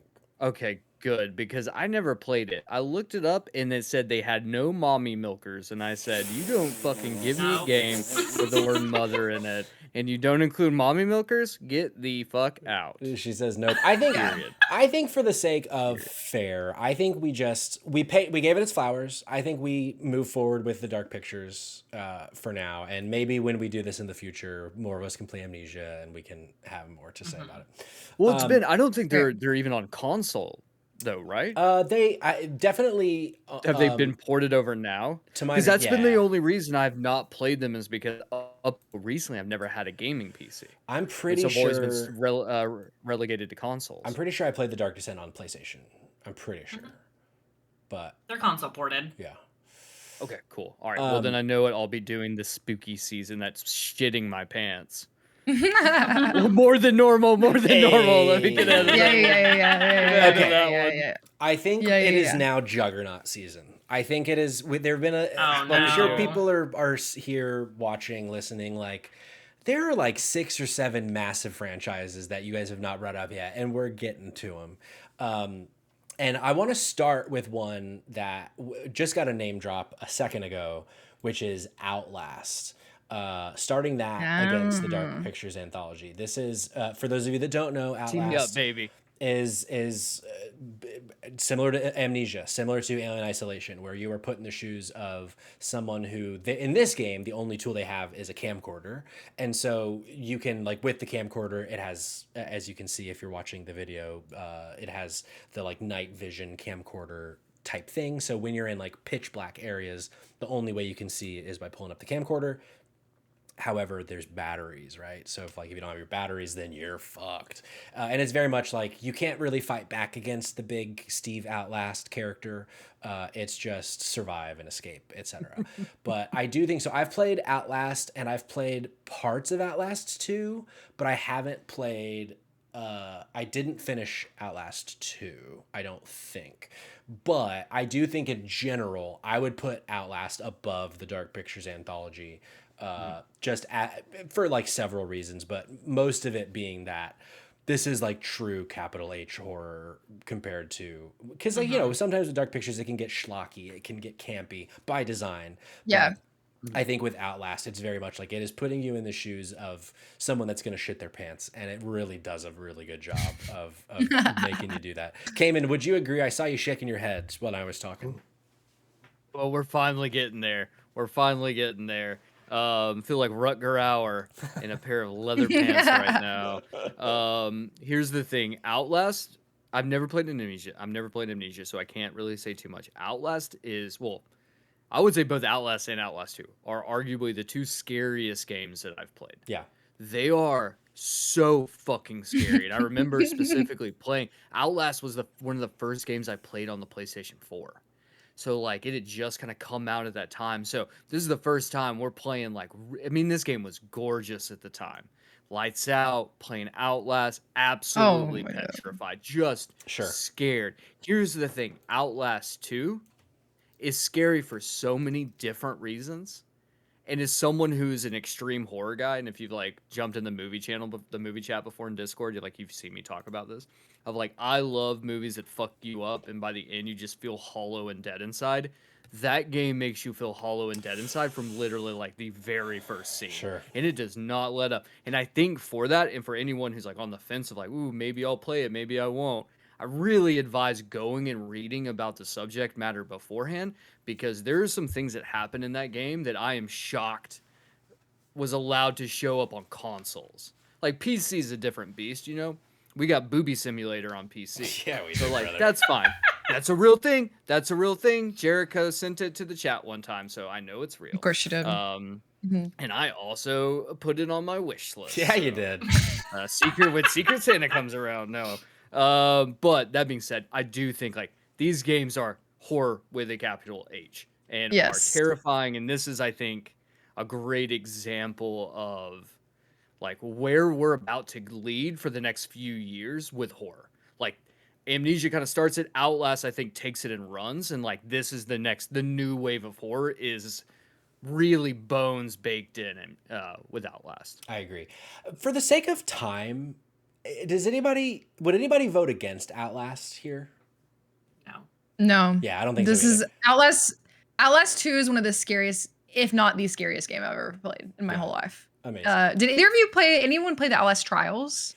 Oh, yes. Yeah. Those are fun, different. Yeah. Different but fun. Yeah. It's a multiplayer co-op. Okay, so we're going to send Outlast through. And this is... so I do declare, I think for the rest of this, after this game, there is one more game that one on our panel hasn't played. And so I'm going to go ahead and bring that in, which is Dead Space. And it is Kayla. Kayla has not played Dead Space. Kayla. I know. I gotta. Oh. You gotta. I would put, because of how I know you like video games, I would put Dead Space at the top of the list for games that you should try that we've told you to try tonight. And I would do the remake from a year or two ago. Mm-hmm. Dead Space is one of my favorite franchises and also horror franchises. And I think it does have a little bit of that, like what we were talking about earlier, where the one thing I think going against Dead Space is consistency, because Dead Space 3 kind of sucks. And it did the thing that Resident Evil did back in the day, where like Dead Space 1 comes out, fucking nothing but horror, survival horror. Dead Space 2 comes out and it's like, ooh, we're going to lean a little bit more into action. It's still survival horror for sure, but it's like very much, they have several big action set pieces, and they're kind of taking a little bit of the horror out for the sake of more like action-packed gameplay. And the Dead Space 3 comes around and it's like, it's an action game with like some scary moments. But I think the first Dead Space is one of the best survival horror games ever made. Like it is, the way that game feels, the scenarios that it puts you in with Isaac and his rig, and on the back of his neck you can see the health bar, which is so fucking cool. And then also it's one of the first examples I can think of like a major game that really leaned into environmental storytelling. Of one of those first moments that you're on the ship, the USG Ishimura, I think it's called, or something Ishimura. And you turn a corner and you see on this wall, I forget the exact phrase, but it's like cut off their limbs and like that. So then you realize, oh, the only way that these things die is if you cut off a few of their limbs. And it's like they were just that game is just chock full of that kind of shit, of really painting a picture of the downfall of the Ishimura, this space station. And yeah, I could talk about Dead Space. Like I could have a Dead Space podcast. I love this game and this franchise so fucking much. So that's gonna get my vote, even though Outlast is a fucking banger. Megan, we've not heard from you in a minute. Where do you fall on Dead Space as a franchise? I will be co-hosting the Dead Space podcast with you. Easily one of my top 5, just like games as a whole, just like overall, is the original Dead Space. It is art, absolute art. It's terrifying on its own, but not only is it scary because of like the body horror and the chase and the jump scares and the atmosphere, but like now you have to manage health and ammo, and you can't just run and gun the way you can in other survival horror games, like in Resident Evil, also a masterpiece. I can just chainsaw my way through a horde and I'm golden. You can't do that in Dead Space. You have to be smart, you have to think, you have to maneuver on top of managing and running away, that I don't think other horror games have quite nailed. And that's why Chronos was such a banger for me. That game, like, for sure was a love letter in a lot of ways to Dead Space, because you have to not only be terrified, but like you still have to try to maintain a level head. And that's really fucking hard when you have like a necromorph chasing you. Sure. Yeah. Yeah. I so desperately hope, and like we've basically gotten confirmation, especially like with the buyout that just happened with EA, we're not going to get a Dead Space 2 remake. No. But I want it so bad, because the Dead Space remake is so fucking good. Cayman, where do you fall between Outlast and Dead Space though? I'll make mine quick. I think Dead Space, just like with Amnesia and Outlast, Dead Space walked so that the Callisto Protocol The fall. No, that was a bad joke. Here's the good joke. One of the greatest games that no one's ever talked about is Dead Space Extraction. And it's an on-rails shooter for the Wii. And it fucking rules. It's pretty good. That game fucking rules. I'm moving with Dead Space here just because I just think Dead Space is such a bigger franchise in terms. Outlast is great, don't get me wrong, but like Dead Space has 3 mainline games, a remaster, a Wii game, and then it also has 2 movies. Now they're animated films, but they're fucking great. So like I just think as a franchise, like there's just so much more to get out of it. Sure. So yeah, I'm moving with Dead Space here. Okay, Dead Space has the votes. Next up, this one, it's a fringe franchise, but I think it'd be hard to argue that The Last of Us is not a horror franchise. It's a lot of things, but it's a horror franchise for sure. And I think, Kayla, my resident Last of Us fucking sicko, co-sicko, Kayla and I, we've talked till the fucking cows have come home about The Last of Us. We have Clickerbait, the official Last of Us TV show podcast, and by official I mean official to us. We've bought the games. Fucking You're the problem, 15 Kayla. times. You're the problem. So Patrick, you are too. it might be obvious. It's definitely obvious where Kayla's going to be throwing her vote. It might be obvious where I'm throwing my vote. But Megan, I don't think you and I have talked that much about The Last of Us before. Where do you fall on this franchise? I love the franchise. I love the franchise. I will probably come in with the hot take of like, we have to stop remaking the franchise. Every time I turn around, I just feel like they're like, re-release of The Last of Us. I'm like, didn't that happen 2 weeks ago? That's beautiful, beautiful franchise. Wove like a story and a narrative and tugging on heartstrings into this while also being terrifying in a lot of ways. I do think that it definitely kind of fringes on horror for sure. The same way other ones we talked about, like I know we said BioShock can get in here, so I don't want to like ruffle feathers by trying to draw the line at The Last of Us, because I do think it belongs in the conversation. I think Dead Space kicks its ass though. Sure.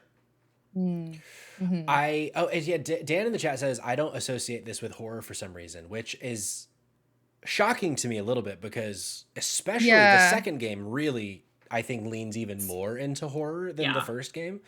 And I hope that if we get a Last of Us 3, that they go even further and it's like no one can deny that this is a horror game. But it is that tough thing, right? Of like, how much can you weave horror into a game when its kind of point is to kind of tug at your heartstrings, right? Like that's just not necessarily something that usually goes with horror. It's a bit outside the realm of what the genre is meant to do usually. But Kayla, I don't want to let you not speak about The Last of Us. Talk to me a little bit about the franchise. You know, we can keep it a little short. We got about 25 episodes of Clickbait that they can listen to, but yes, and I will not go on and wax poetic for too long about this, but I would argue that a game that can pull off pulling on your heartstrings while also being horror is one that I would consider at the top of the list, which I think that this game and franchise does really well. I think that this one, I prefer my gaming experiences to be story forward. And I think that this one does that in such a good way. If not, I mean, I can't deny saying that this is like my favorite game of all time, Last of Us Part 2. But both of them, I think, do this in a way that's like specifically when it comes to scarcity. I think this game does that in a horror way very well. Going into a boss fight and like not knowing if you're gonna have bullets at all, like anything. But knowing that that's like, I know there's a lot of horror games we kind of touched on that the running away and like getting away with very minimal resources is like a factor for sure. But I think with this one, it's like you go from like having all of these like things that you need to survive, and then you'll come away with nothing after like the next scene.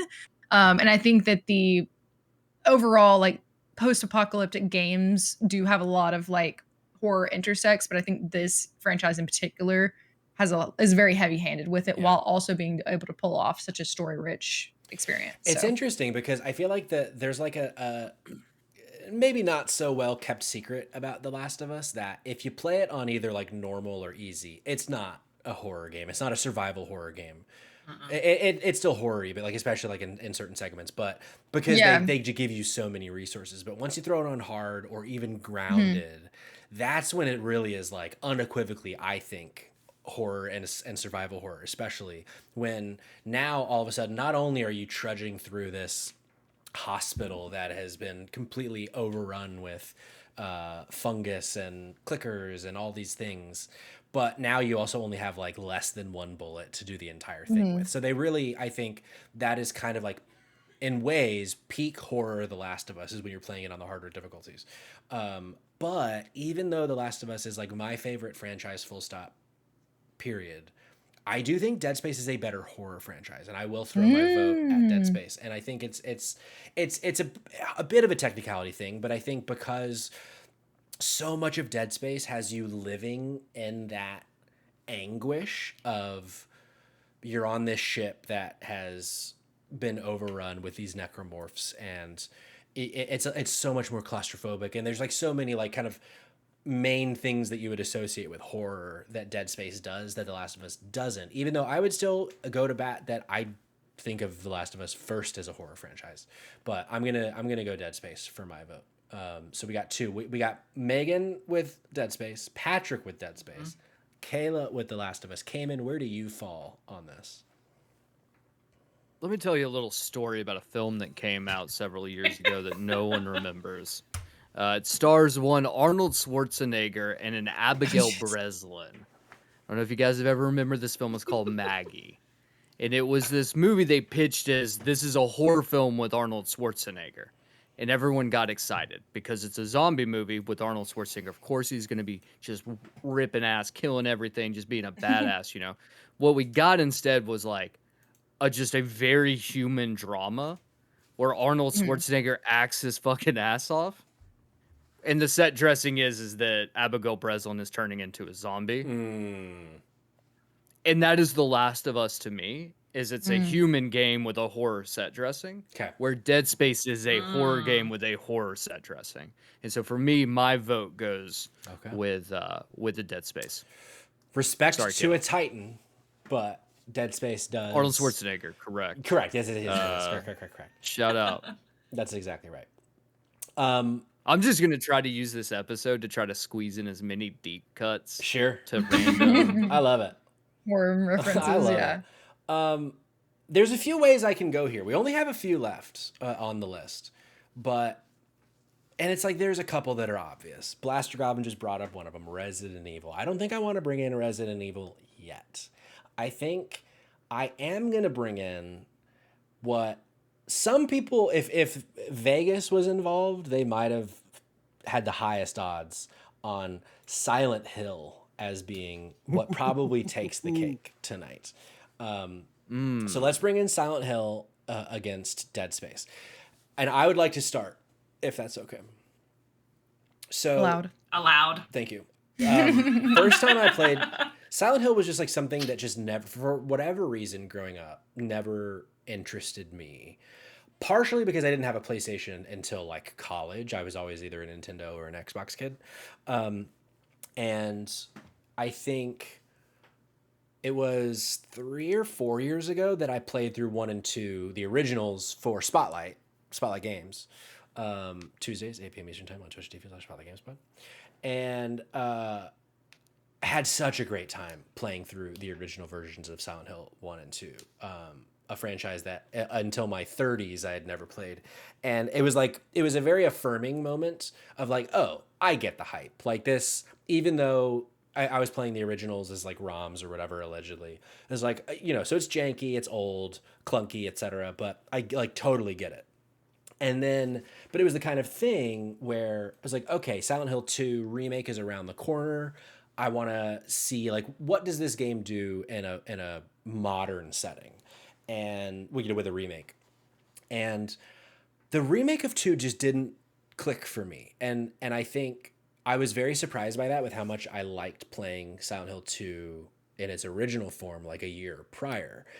But for me, as Coal Mines is saying in the chat, Silent Hill F is what is now making this a very difficult decision for me, because I would have before last week said, easy, this is Dead Space for me. But Silent Hill F is a fucking unreal video game. Like it's so fucking good. And what it does with its ending that I will not spoil is like reinvigorated me when I hit credits of that game of like, and all I want to do is play this game more. I haven't yet because of time. But so I'm like really torn on this because I think Silent Hill F has made such a splash for me that I'm a bit torn. And, but in the pre-show, Megan revealed that Silent Hill 2 is her favorite game of all time. So I'm not going to go to Megan just yet. I do want to kick to Cayman first. So, Cayman, between Silent Hill and Dead Space, where do you land in this debate? So my honest, actually, you know what? Silent Hill 1 on the PlayStation 1. Ooh, fuck. I don't know how accurate what I'm about to say is. Okay. Because here in a little bit, I'll tell another story. One of them is correct. I don't know which one. The human brain and how it reflects upon memories is a mystery to us all. There is a chance that Silent Hill 1 was the first horror game I've ever played. Oh, wow. Okay. There is a chance. And I'll tell the next story later. Either way, I do distinctly remember getting a copy of Silent Hill 1 from my uncle. My uncle is a whole different story. He was a loose cannon with several wires loose. And I would have to call this guy. I was very young, by the way, because I got this. I was going to say, were you old enough to play this? No, absolutely not. And if you remember Silent Hill 1, that first opening segment is fucking terrifying. You like walk up on all like with the bodies like hung up on the fence. I would have to call him and be like, hey, like I don't know what I'm supposed to do next. And this time there's no internet. We didn't have like there's internet, but we shouldn't have easy access to internet. So you could just look up game guides. So I would have to call my uncle all the time asking him for help on like, what do I do here? What do I do here? Silent Hill 2 is another one. I have very fond memories of Silent Hill 2 on the PlayStation 2. Silent Hill 3, another one. And then I feel like Silent Hill 3, things just start to trickle downstream. Now, I will say I have a sweet spot for Shattered Memories on the Wii. Just want to always shout out the Wii versions of games. Specifically, here's the thing. I will say there is something about Shattered Memories and the fact that the therapist is constantly like changing the scares in the game or changed based on what you tell the therapist you're scared of is an absolutely bewildering thing to do within a video game. And does it work? Not really. but it was a cool idea. Silent now I Hill, but respect that's I think that. the thing.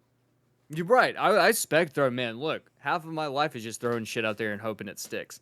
So Yeah. like, I love that idea, and I think the problem with Silent Hill for me is that it is, and we're gonna go up, and I'm assuming it's gonna make it through, and it's gonna go up against Resident Evil, and we're gonna have to try to figure out how many misses to hits does each franchise have. Sure. And I think Silent Hill is one of those where I haven't played F or the remake yet. And I'm sorry, I know I'm a terrible bad boy. Come over and give me a spanking. I would love to. So I can't say a lot in that regard, but like from what I've seen and heard from Silent Hill F, I really don't know if I want to play it. Like I really feel like that might actually sour my opinion on some of Silent Hill. But I do like it, and I'm torn because I'm like, I have such fond memories and love for certain aspects of Silent Hill, but Dead Space 2 is also, but Dead Space 3 sucks. What is it about So, F like, that you think would sour you? Do you hate women? Oh, wow, Patrick. we're on Wow. two women currently. Coming in with the hard Wow. questions. I'm about to take my off. fedora off and my kimono. I'm going to go get my fedora and my kimono. Okay, I'm going to tighten this up. No, it's just apparently the combat is harsh, and that's it leaves some to be desired. I think the combat is And getting that's a bit yeah. of a worse rap than it I think deserves, but it is not great combat for sure. But well, see, here's where I stand, and we're different on this. Is that I will give a game a pass if it has good mechanics and it's fun to play, like the beat gameplay is fun. I will give it a pass more than it having a good story and weak sure. game to Yeah, moment see, to I'm the moment opposite. mechanics. Yeah. So like, man, fucking, that's why I love Bulletstorm. That story's absolute dog shit. There's no redeeming factors about Well, it. That let me- gameplay is perfect. Here's what I would say about Silent Hill F, and I think I couldn't say this to you last time we talked about it on Spotlight because I hadn't played enough of it, but I think something that's really smart about Silent Hill F in the way that it structures its gameplay is you're playing, I don't know how old Hinako is supposed to be, but she's probably like 15, 16-ish. High school. Definitely high school aged. And it wasn't until about 5 or 6 hours in that I realized that the game doesn't want me to fight most of the time. Yeah. The game wants me to survive, and like when I have to, but it wants me to figure out the best way to get through a situation. And if I have to fight, I have to fight. But I think that is something that a lot of people I don't think are, I don't want to like speak for others, but I think if anybody goes into that game and fights every single enemy, they will probably have a bad time. But I think that the way that the game is designed, especially like with how quickly your melee weapons can break unless you like get one of the like bonuses to have them last longer. I think the game is like constantly telling you, don't fight unless you have to. And so I think that is something that I would say maybe would work for you, is that when the gameplay forces you to interact with the combat, it's not as bad as like a South of Midnight where like it really can feel like really sloggy to play through. Whereas with this, it's not a slog. It's simple. Like once you figure out how to beat any enemy type, then it's like, okay, now I know what to do every single time I play them or fight them. But I think the trick is you shouldn't fight them 70% of the time, and you should run because it's gonna behoove you to do that. Megan, you've been on the bench for a long time, and I know this is your baby. So talk to us about why we're all wrong and Silent Hill should win this. If Silent Hill has 100 fans, I'm one of them. If they have one fan, it's me. If they have no fans, I'm dead. Sure. I have shrines of Silent Hill behind me. I think it is at its core an absolutely perfect franchise. Has it had some shitty games? Sure. So has every franchise that we've talked about tonight. But I think 1, 2, 3 shattered memories in a lot of ways. And F, S tier, beautiful games, very minimal notes. Silent Hill does horror in a way that nobody else has ever been able to nail. It is this deep psychological horror that is multi-layered and allegorical and symbolic and emotionally resonant. And like, yes, there is a narrative and there's a story, but it is going to hit so different for everyone that plays it. I know you and I have talked about this a lot. Is at some point, you know, it's like you might think the game means one thing symbolically, and then as you play it, you're like, oh shit, that was wrong. It's actually this. And it is so allegorical and so symbolic that depending on like where you are at in your life, in your own walks of life, the game is just going to hit so differently. And like every time I play Dead Space, great game. I have an awesome time. I'm scared shitless. But Silent Hill scares me at different parts of the games in different places, depending on like what I've experienced in my life, because it is so psychological and it does dig at those trauma wounds. And the point isn't to fight, it's to experience. And I think that is part of why the Silent Hill franchise is the perfect horror franchise. And it's inspired so much. Like we have Silent Hill, or we have Dead Space because of Silent Hill. A lot of these franchises would not exist without Silent Hill being horror mommy. And it's we keep saying mommy. Is that not the theme of the podcast tonight? Did I misread that? No, you read it perfectly. That's correct, yes. But it's just multiple endings and uncovering layers, and there's just I could have my own Silent Hill podcast and I would never run out of content. Sure. People that don't like Silent Hill, it's okay to be wrong. Sure. It's okay to be wrong. It's okay to not have taste. Like, it's fine. It is a perfect franchise. It is the best horror franchise to ever exist because it's not having to rely on action and combat to scare you. It's like the fear is your own brain and your own lived experiences, and that's the spookiest thing. Which Silent Hill game was on the PlayStation Vita? Do anybody remember? I think that was Downpour. Downpour. Maybe Yeah, Downpour. I played that one. We don't need to talk about Downpour. No. It wasn't Downpour. There was another one. Let me see. I will say something we didn't bring up, and this is actually, I think, going to change my vote. Not that I had a vote. I was very abstinent. Okay.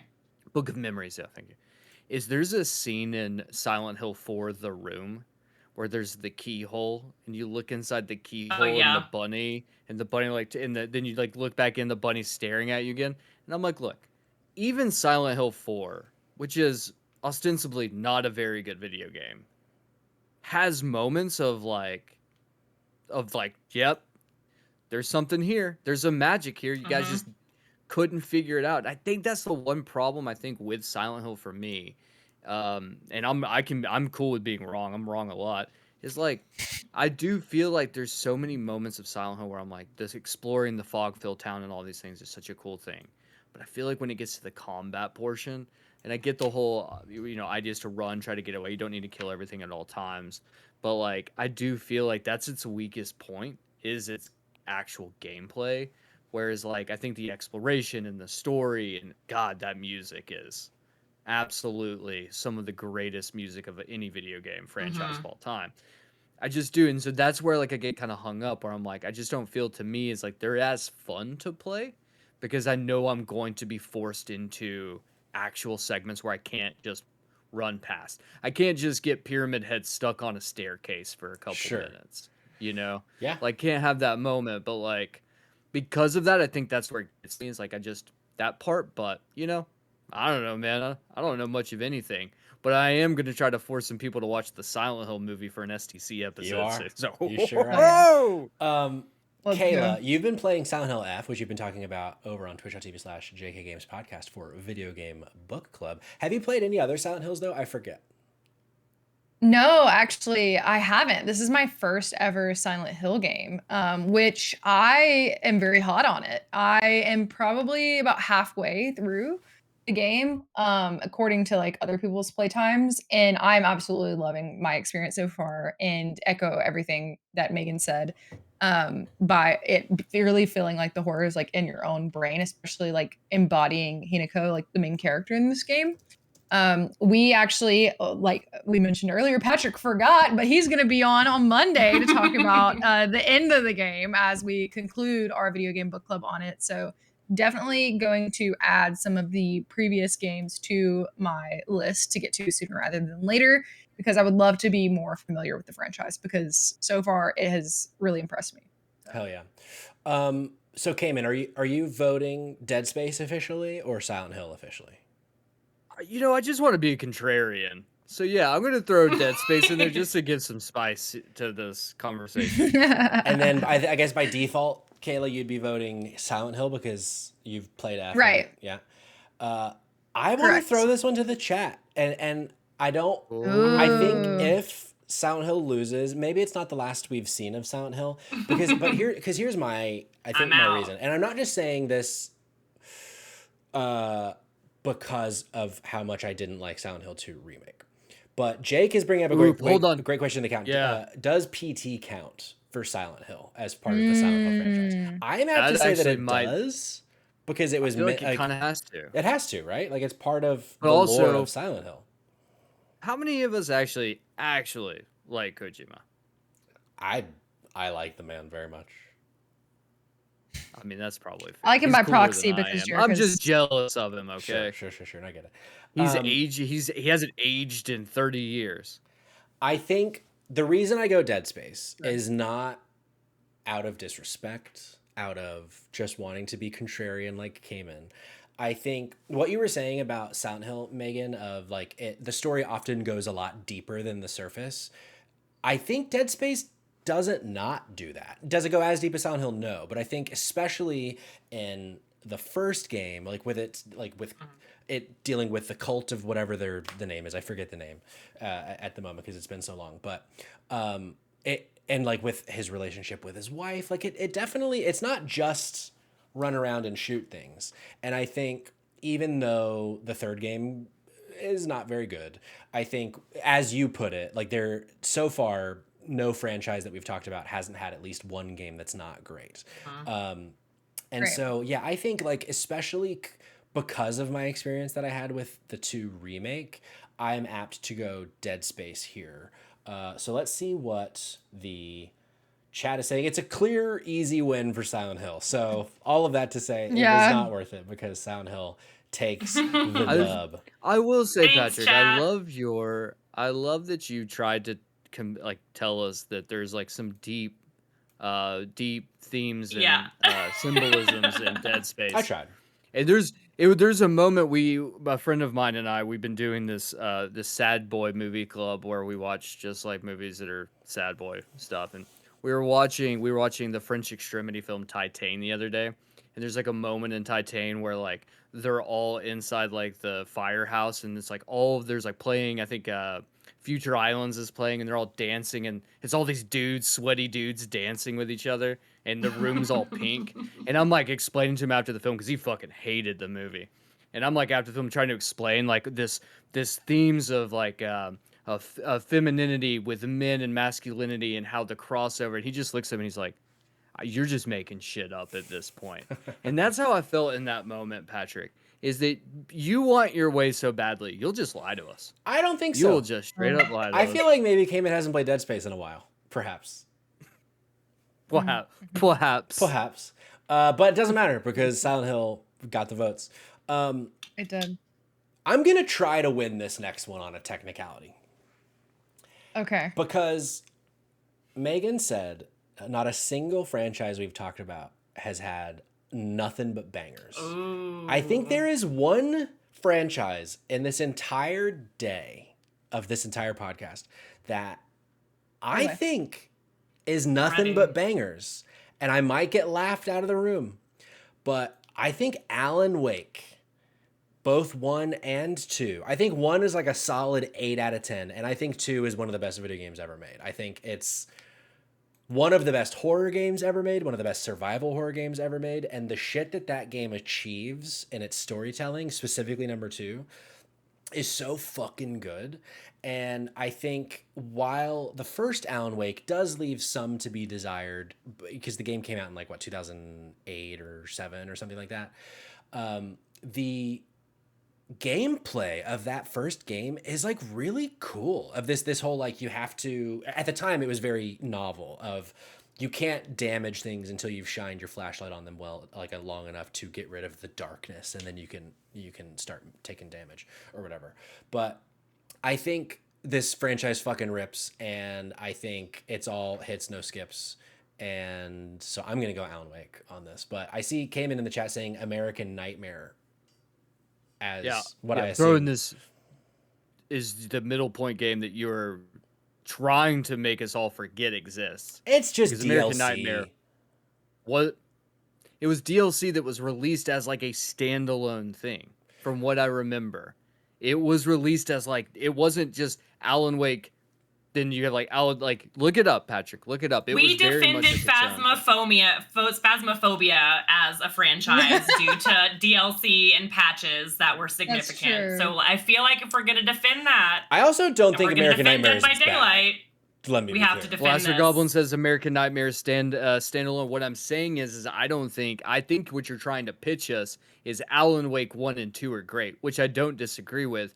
You're leaving out, once again, to my original point, lying to the public. Sure. I didn't include American Nightmare, but it has a 76 on fucking OpenCritic, so it's not a bad game. So I stand by what I said. I stand by what I said. Hold on. Where am I at? Let me pull up and see what Silent Hill for the Room is on OpenCritic. This is gonna get wild. I stand by what I said. I am very curious. Can I ask a question? Yeah. On a technicality as well.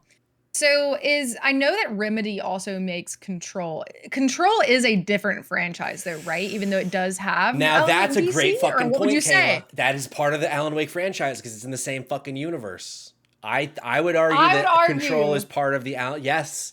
So we got fucking a 10, a 9, 5, and an 8, and then a 7 with American Nightmare.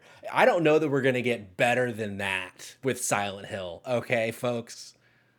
Cayman, what are you trying to look up? Is the point of this battle just comparing Metacritic and OpenCritic scores? Is that what we're going by? No, I was just trying to use that against you because you said that so far. Metacritic. I was just clarifying. Hold on. Metacritic right now. Silent Hill for the Room, also a 76. Well, there you go. Oh, you've leveled the playing field accidentally. Is Silent Hill 4 what people say is the worst of the franchise? Silent Hill. Yeah, arguably one of the worst Silent Hill games, and you just said it is good as the lowest point in Alan Wake, which means you've just unequivocally leveled the playing field. Let's do a little bit more research on other Silent Hill games on Metacritic.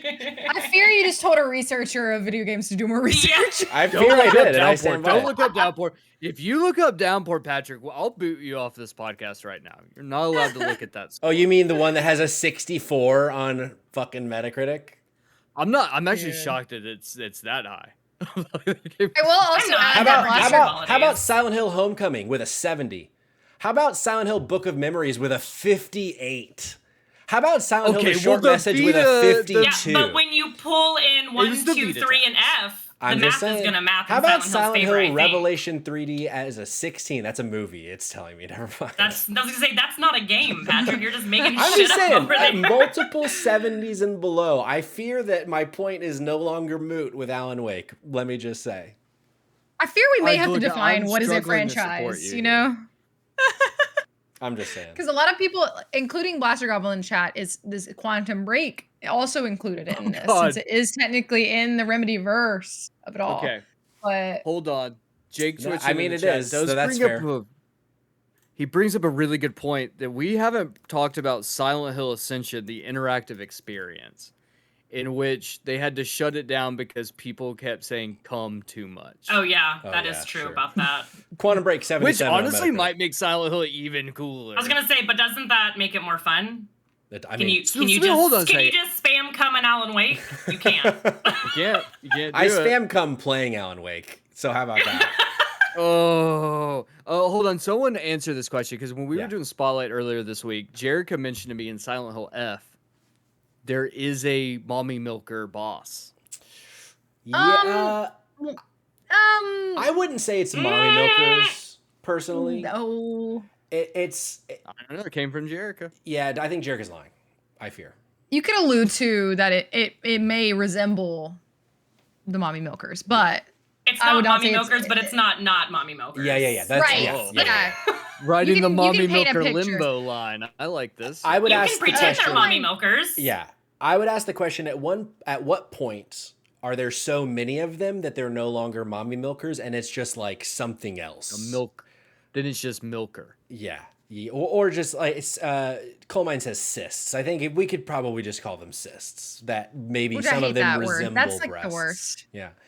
But yeah, for me, reminds me of that Demi Moore film Striptease, where she smothers the gentleman to death with her tatas.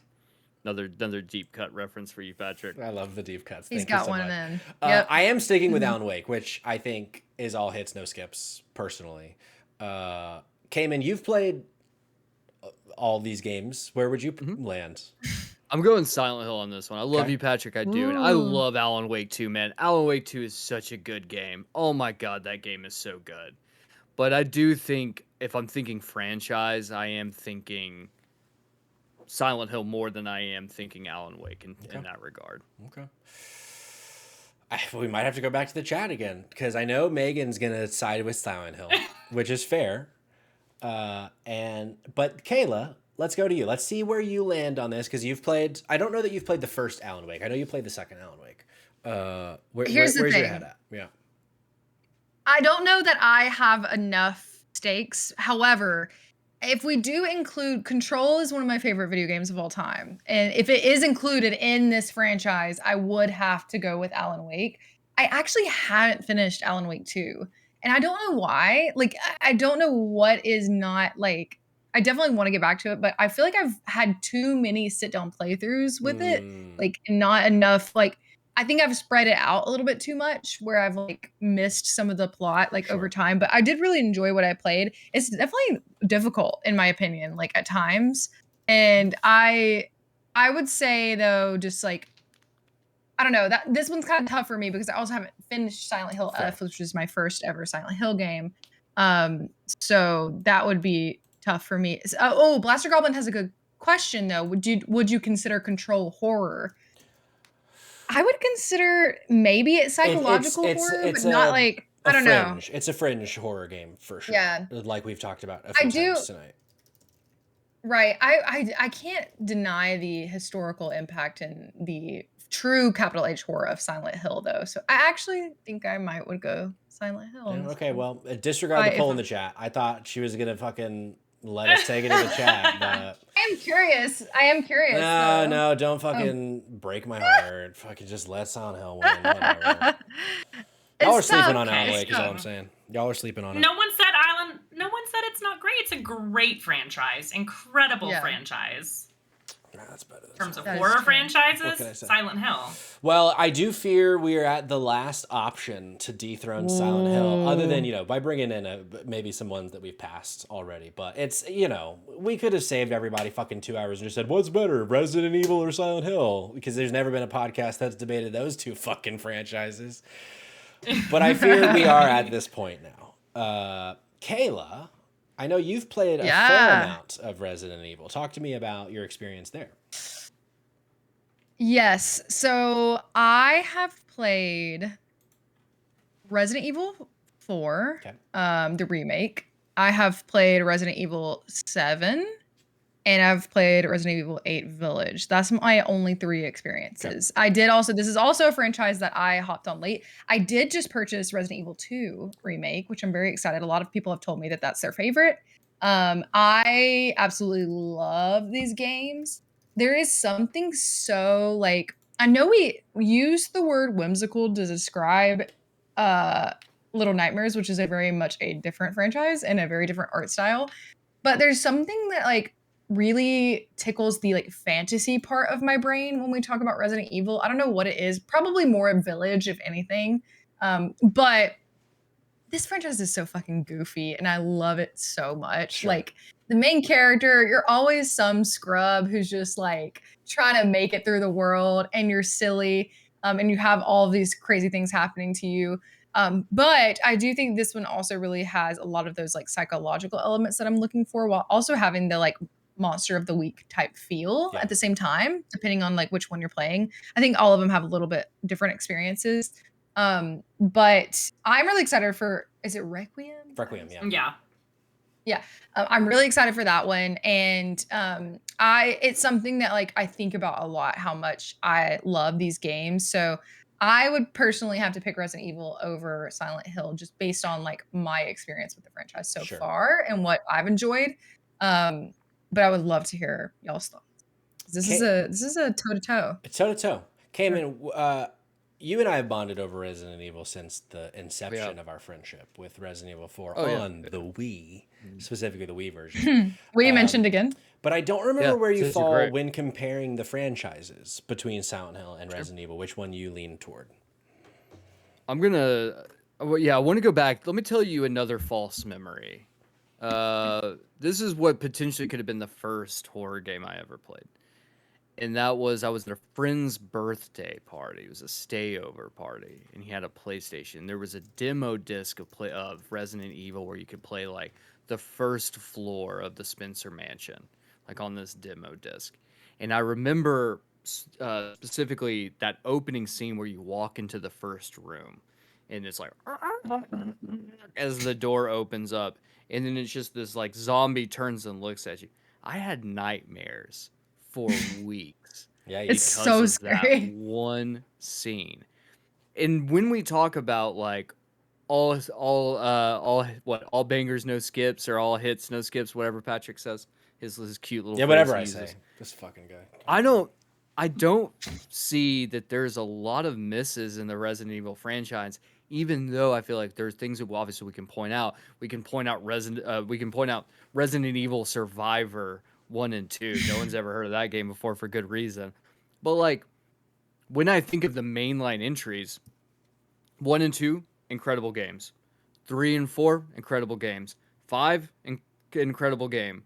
Racist, but still incredible game. Put that on the box. Fucking Resident Christ. Evil. Here's the thing: Resident Evil 6 is a good game. It's just not a good Resident Evil game, and I think that's the problem with. We have a conversation about that. 7 comes out of nowhere, drops this demo that didn't have a name. It was just some Capcom demo that was terrifying, and then we find out it's a Resident Evil game. Holy shit! 8. Village, another one. Requiem looks incredible, but let me tell you right now, folks. There's one Resident Evil game, obviously outside of outside of the, what were the 2 games that were like, there was one set on a ship. I can't remember. What's the name of Revelations. those? Revelations 1 and 2. Yeah. But let me tell you about the best Resident Evil game that no one ever talks about. Let's say it on That 3. is Resident 1, Evil 2, Umbrella Chronicles. Umbrella Chronicles. The on rails Wii shooter couldn't wait, Umbrella folks. Chronicles. I knew it. So does Silent Hill have an on rails Wii shooter? I don't think so. I'm going Resident Evil. I'm going Resident Evil as peak. If you think of horror franchises, this is the horror video game franchise. I can go and ask my mom. I can say, hey, Resident Evil, Silent Hill, which one do you know? My mother would be like, oh yeah, that movie with Mila Jovovich. Like, I know her. You know, we have all seen those movies. Like, people know that name. Not saying that people don't know, like mainstream people don't know Silent Hill. Sure. Like, we obviously have Sean Bean in Silent Hill 1 and 2. Silent Hill and then Silent Hill Revelations with a 16 on what open credit. Rotten Tomato score has to be like 5%. It's awful. But I think Resident Evil is just, that's it. Resident Evil is what people know. It's what people know. I can already see right now that I'm about to get absolutely fucking blistered. So I'm going to shut up and I'm going to take my licks now. So, Megan. I'm actually not gonna blister you here. I would not be mad if Resident Evil is what wins here. I love Resident Evil almost as much as I love Silent Hill. If I had to make my case on why I think Silent Hill is the better horror franchise, because I think it is like which one is the better horror franchise, not the most widely known horror franchise. I think that Resident Evil excels at so much. It redefined and defined and then redefined again the survival horror genre. It's iconic. It's adrenaline filled. But Silent Hill just like transcends combat mechanics. It is horror that sticks with you on a mental, emotional, and visceral level. Generally speaking, when I play Resident Evil, my jaw is clenched, my shoulders are up, but the second I'm in a safe room or the second I turn off my console or my PC, like, I'm good. Silent Hill, my brain chews on that shit for hours and days and weeks. That game fucks with you far beyond past turning off your game in a way that Resident Evil does not. And I think Silent Hill scares you existentially, and that's why it's revolutionary. But I don't think that in any way, shape, or form necessarily discredits Resident Evil. And if Resident Evil is what boots out Silent Hill, I will bow politely because it's just a tiny notch under Silent Hill for me. I do love Resident Evil, but I still think that Silent Hill takes the cake. I think for me. Yeah, no, I like what you said about the like sticking with you factor, and I think pre 7 I would say Resident Evil doesn't have a game like that. But I think especially the first half of 7, there's so much with like that family in the house and the dynamic with the dad and the mom. Like, I think... But that's one game. Sure. No, that... Yeah. Absolutely. Actually, it technically... But I think there... And then something that Cayman had brought up a couple times with like Outlast and these games of having you like be in the shoes of... Has anybody here played Resident Evil 7 in VR? No. I'm too big of a bitch for that, bud. Oh. Every now and then I have these like flash memories of having the headset on, because there is to this day like of a moment walking through the fucking water at the beginning of Resident Evil 7 with your headset on, and the water is just like creeping up in your vision. Like I had to take the headset off. Like, it was so fucking scary. And I think now that's a totally different point than what you were just saying, Megan, about how Silent Hill, like, it kind of really like churns in your brain. But I think Resident Evil, I think there is something to be said about, they've at least like tried to go there, but then usually what they end up doing is another fun element of horror where it just shit hits the fan, and all of a sudden now the bad guy turns into a 3-story building and like does that kind of thing. So like, it definitely, they live in separate lanes most of the time. And I think for me, why I also at this point in my gaming journey go Resident Evil is that I think from a volume perspective, I've had so much more fun, and not just like in the way that like, oh, ha ha ha, this is fun. And like from the gameplay, from the puzzles, from the horror, I think Resident Evil just sticks with me more in that way. And especially I think if we didn't get the remakes of 2, 3, and 4, I think I would go Silent Hill with this debate. But I think the remakes have really brought that franchise into the modern era in a way that I think 2 and F haven't quite yet. I think with F, they're like, it does so much well, but that combat piece I think is something that, even though I was defending it and that it kind of doesn't, I think it challenges the player to not engage as much in the combat. I think with Resident Evil, what they've done to bring that to the over-the-shoulder action horror survival is just, it's so fucking good. And I'm so excited that Requiem is going to let us choose between first and third person, because that's like been the missing piece for me. Like, I know that you could do it in 8 with the DLC, but I never did that. So I am going to go Resident Evil on this for all of those 19 reasons I just vomited out. Which does bring us to a point in which Resident Evil is sitting at the top of the hill. However, because I said I would, I want to just bring back a couple options, and we can do this quickly. Would anybody vote The Evil Within over Resident Evil? I would not. No. Would anybody vote Outlast over Resident Evil? I would not. No.